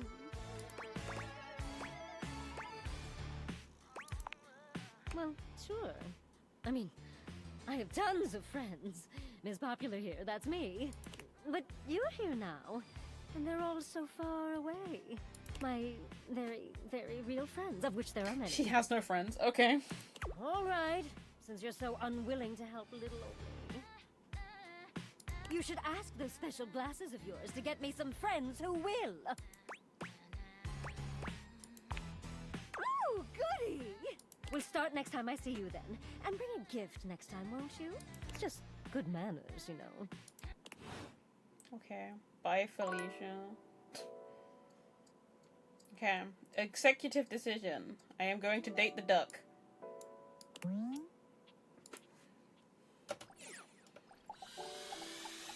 Because I just saw that it was there. A very, very yellow punk dressed in studded leather glares at you. Their charming duck-like appearance does nothing to diminish the aura of absolute disdain that expecting that. Who the duck are you?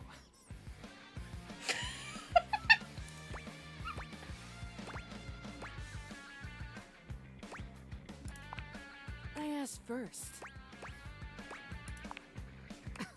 The bathroom? Oh, so you're a duck and liar then?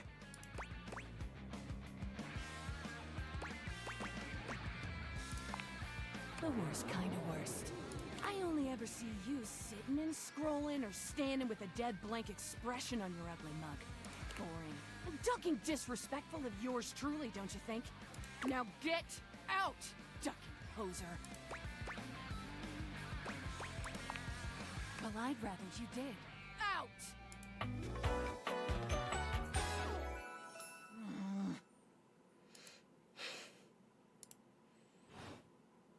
Oh my god!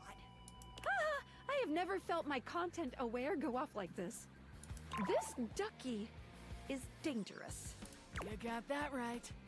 This one gives off very sexual energy, very profanity-laced energy, very everything. If you're the least bit turned off by anything rude, I'd skip this one. I dare ya. See? On with the show. Show? What do you think, I'm giving it away for free, Four Eyes? Show's over.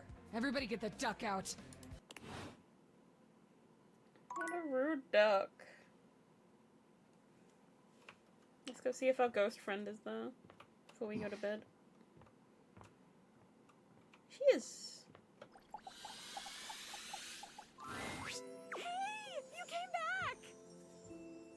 I'm so happy you came back.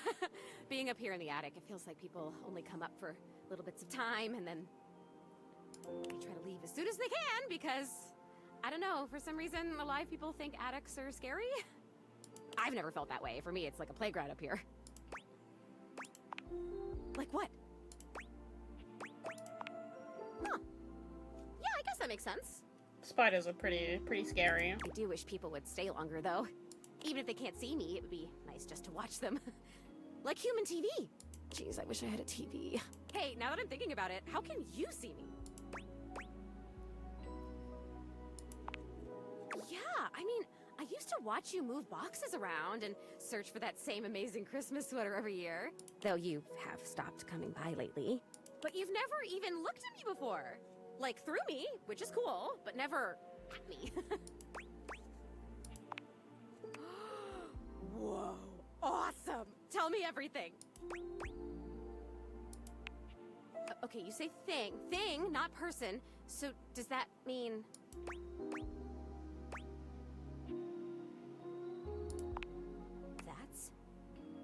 That if I wasn't already dead, I would absolutely just die again from the coolness of this. You can talk to anything? Anything you want, you just put on the glasses and you can talk to it? Like it's real?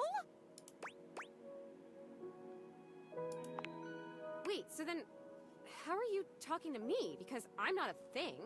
Well, then I guess I'm something in between a thing and a person. You're noticing now. So, like, wow, I feel so happy, but it's weird. I think I feel sad?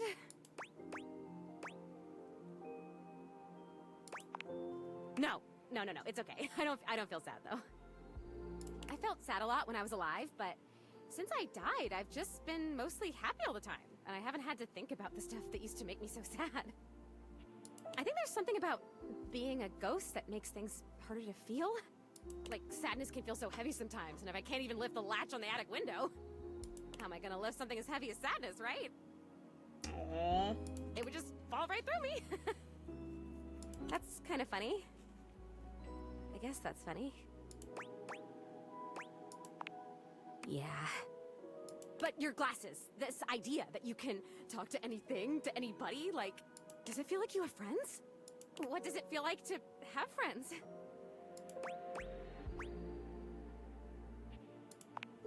Oh man, I would love that. Oh boy, okay, this is weird. I'm having another feeling, I think. It's so strange. Like I said, I'm so happy. Like, I'm so happy to have met you. I'm loving that you're here. I can't wait to play all the games, and I want to show you how I can go through the wall if I really concentrate. Because that honestly is amazing. And the most amazing part is that when I go through that wall, I end up right back in the same room again. Like I'm in this crazy loop where wherever I go, there I am. Nope.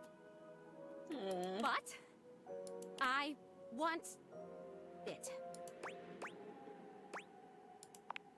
I want what you have. I want the glasses. Really? I can't take them. But I really thank you for trying. Maybe I want to talk. She can't take the glasses. She With can't these possess them. Others around me. Maybe I want what you have. I want to have friends too. Oh my god, that's it. I am lonely. And if I could have all these friends, why did I not even know they were all here? You know? They can't see me because no one can see me because dead. And I can't see them because I don't have the glasses or because, again, dead. And I'm lonely. It's tough stuff. I told you, most emotions are super heavy. Like, even real joy is really heavy. But this light, peppy thing? I'm basically a paper butterfly. I think it's kind of cool. So it remains just me. Alone. And you say there's all these other beings here.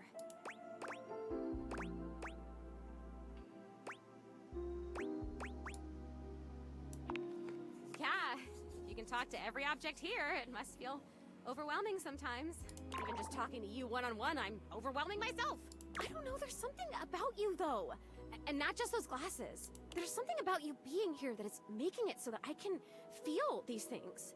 Maybe you're like holding the feelings. And I can feel them with you? What else can I feel, I wonder? Are there other emotions besides loneliness? That sounds like a great idea! I have mastered loneliness already, so that's good. Oh wait, this is terrible. Help me. Please help me. I am so... Oh, maybe I haven't mastered this one. I didn't even think a non-corporeal being could cry. Have you ever seen anything this crazy? I feel crazy. I'm so lonely. Oh, it's happening again. I'm gonna disappear. Oh, I wonder if I'm still gonna be crying when I come back. You're gonna come back, right? I still want to feel the feelings. Once again, Zoe is fading before She your does very need a eyes, hug. but it doesn't stop her trying to speak to you. And I have so much to show you! I can turn somersaults in midair!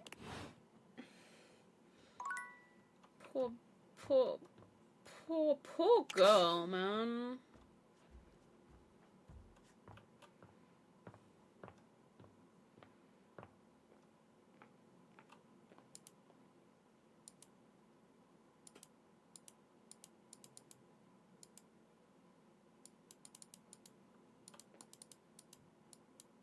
I thought maybe I could force it to make me a cup of coffee.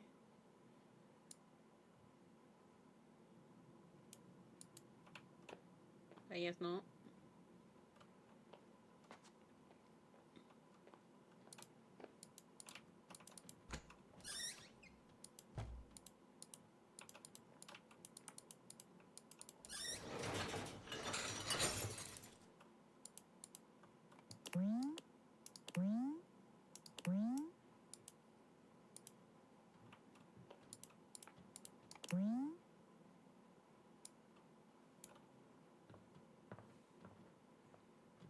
I thought I could force an encounter with Nightmare, but I didn't make the coffee. Oh well.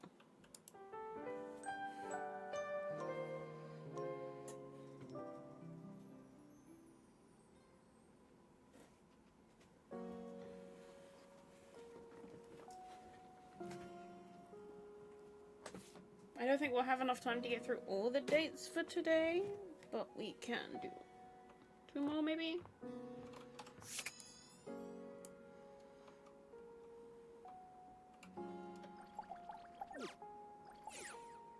So who shall we date? Oh wait, she said about the dust bunnies being under the sofa, right? Where's a bunny go?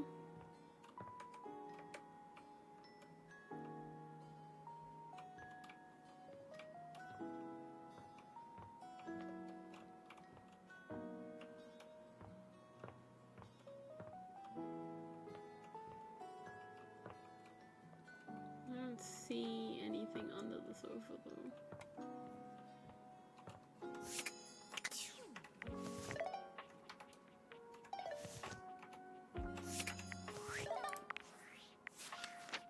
What's this one?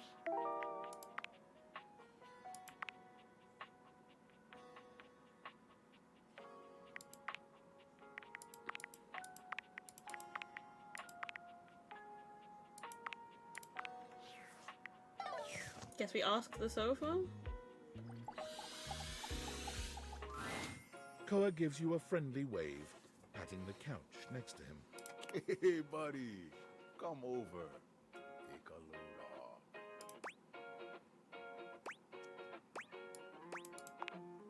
No worries. Just come get comfy. You take a seat next to Koa, and even though he says nothing, you can tell that he seems happier just to have you here. He closes his eyes, a small smile on his face.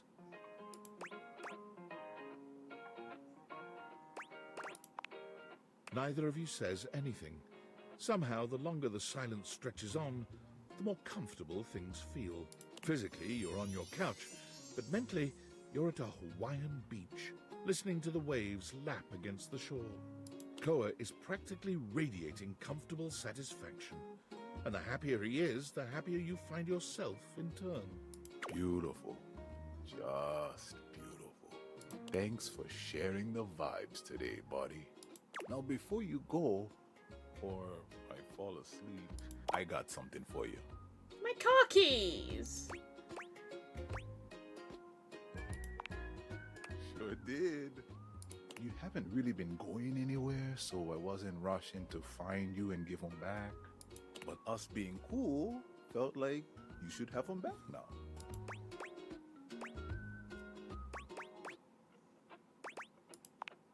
Always. Man, sitting here with you really just puts me at ease. I'm gonna get some shut-eye. If you want to stick around, feel free. Thanks for sharing the silence with me. Okay, no dust bunny.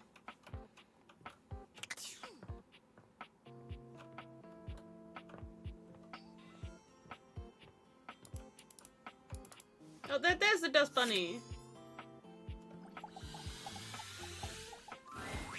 You see a curvy, grey-haired beauty dressed in Hey. an outfit reminiscent of a famous old gentleman's magazine. She winces at the bright light you've brought with you. She's cute. A cute, bunny-shaped creature is clutched in her arms. Oh, my goodness, that is bright. Startled me a bit there, honey.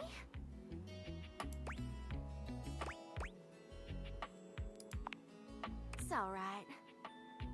My name's Dolly, and I'm a dust bunny. I live under this big old couch. She's cute. Howdy. She's also a Southern Belle, though. Well, I live lots of places. I suppose you could say I'm a bunny of the world. The floors of the world, at least. And this here's my little companion, Lint Eastwood. She holds the little creature up.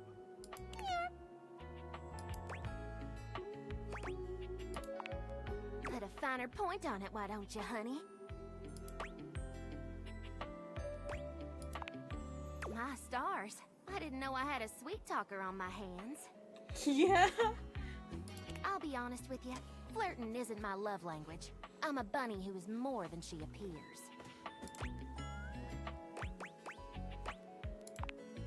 It's all right, honey. I'm easygoing.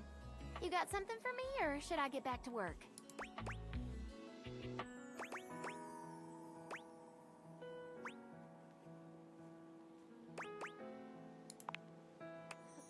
Now that's what I'm talking about!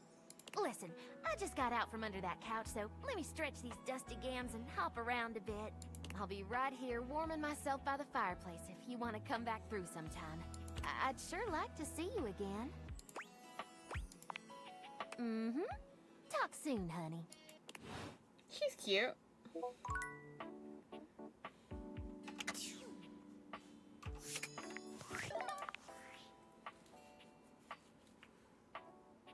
Yo, I know it's been a sec since we talked, but I've been sitting here trying to work, and all I can think about is the fact that you're, like, dating your couch and your TV.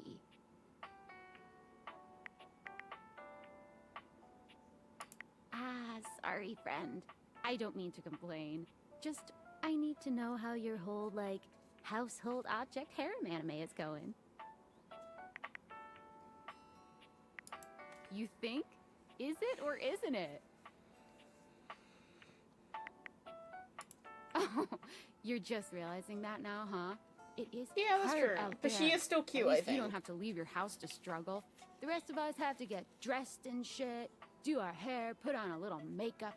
Okay, but honestly, like, can you just tell me what it's like? Walking around your house and having, what, hundreds of potential suitors just around? Like, you gotta feel, like, super eligible, right? Hey, you just gotta take it one date at a time. I just gotta know one thing. When you're out here dating your appliances, are you guys, you know... You know what? Alright, keep your secrets. If you don't want to kiss and tell with your furniture, who am I to make you?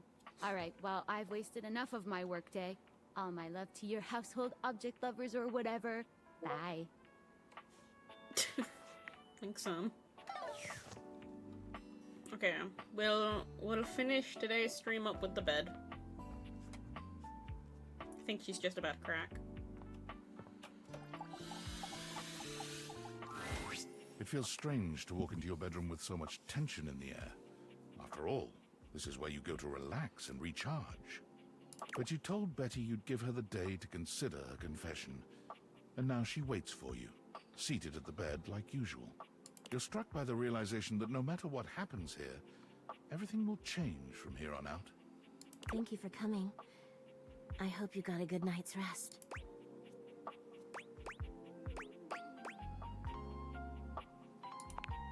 Oh, thank you for saying so. I slept even worse than I normally do these days. I had too much on my mind. And there's too much at stake So here. we're dating the bed, yeah? I suppose there's no point in beating around the bush here, is there? What do you think? Of me? of the... Is there hope for us to be more than just two partners who sleep together every night? Oh my god, really? You really feel the same?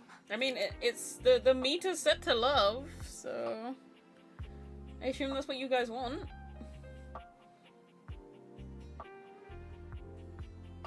I mean, that's what it's up there for, so you guys could vote.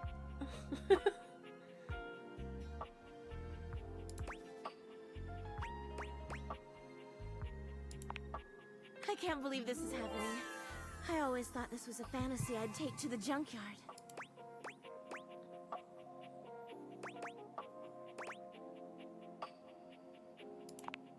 Don't you worry your sweet little head about that. I don't expect you to sleep with me every night, or ever. And you being with me doesn't mean you can't be with others. We can fuck the bed. I have my own fun, after all. I'm just so happy we can be together now. I honestly don't even know where to begin. I feel like I know you so well, but I want to get to know you better. And you must want to know me better. After all, I've only ever been a place for you to lay your head at night.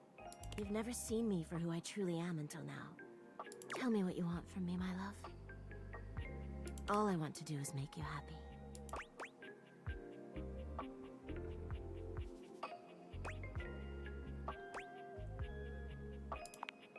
Oh my god, please. I would love that more than anything. Where shall we go? Oh, that sounds absolutely wonderful. Shall we go to the living room then? As you walk through the house with Betty on your arm, you attract quite a bit of attention. Eyes are on you in every room, or so it seems. For her part, Betty seems deeply pleased to be seen with you. She smiles at some, she waves at others. Sometimes, she seems like she wouldn't be out of place on a parade float. But when you finally arrive in the living room, you're blessedly alone. When you take a seat on the couch, Betty immediately seats herself next to you, cuddling up to you without hesitation. What should we watch? Honestly, I'll watch anything. I'm just so happy to be here with you.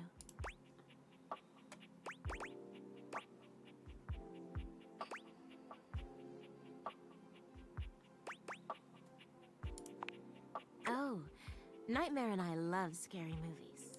Just hold me at the scary parts, all right? The movie is enjoyable, but Betty's presence makes it all the more so. She rests her head on your shoulder, sweet and inviting, and you can't help but wonder.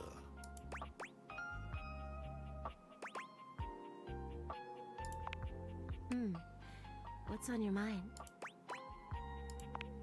Oh my god, I thought you'd never ask.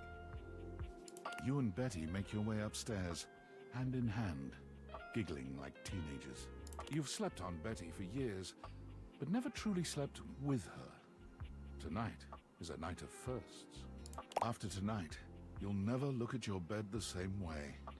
Your room becomes a tangle of sheets, of bodies twisted into new and exciting positions. When you finally do go to bed, you sleep better than you can ever recall. Betty's soft warmth surrounding you, even in your dreams. This truly feels like the start of something beautiful. We fucked the bed, guys. You're just a dream come true.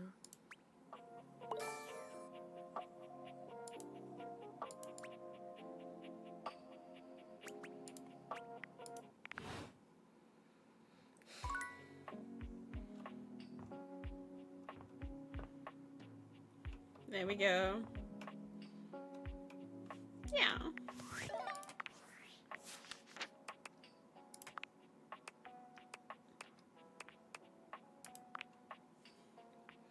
You've made a lovely bed full of passion and romance. Betty loves you.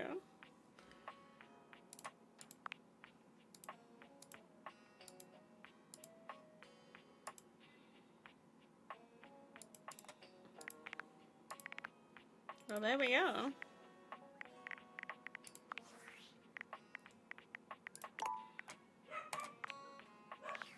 So that was date everything, everyone. What did you guys think? Did you enjoy the game?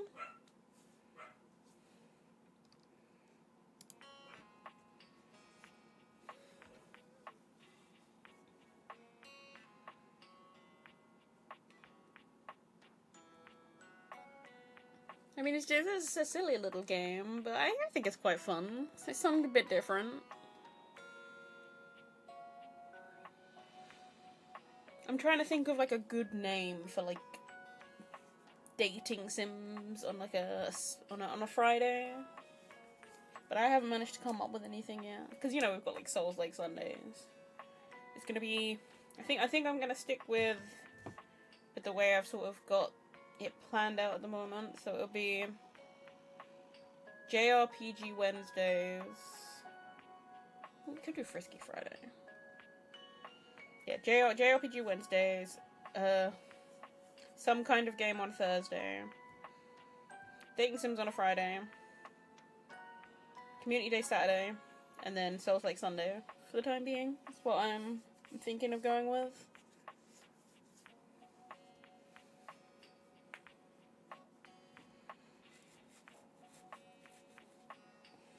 And we can sit down and like talk about it and stuff. So yeah, let me know what you guys think for names for any of these days of the week.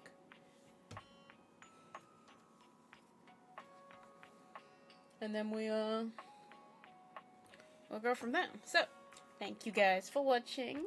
Have a wonderful rest of your evening, and I'll be back again tomorrow for community night. Good night.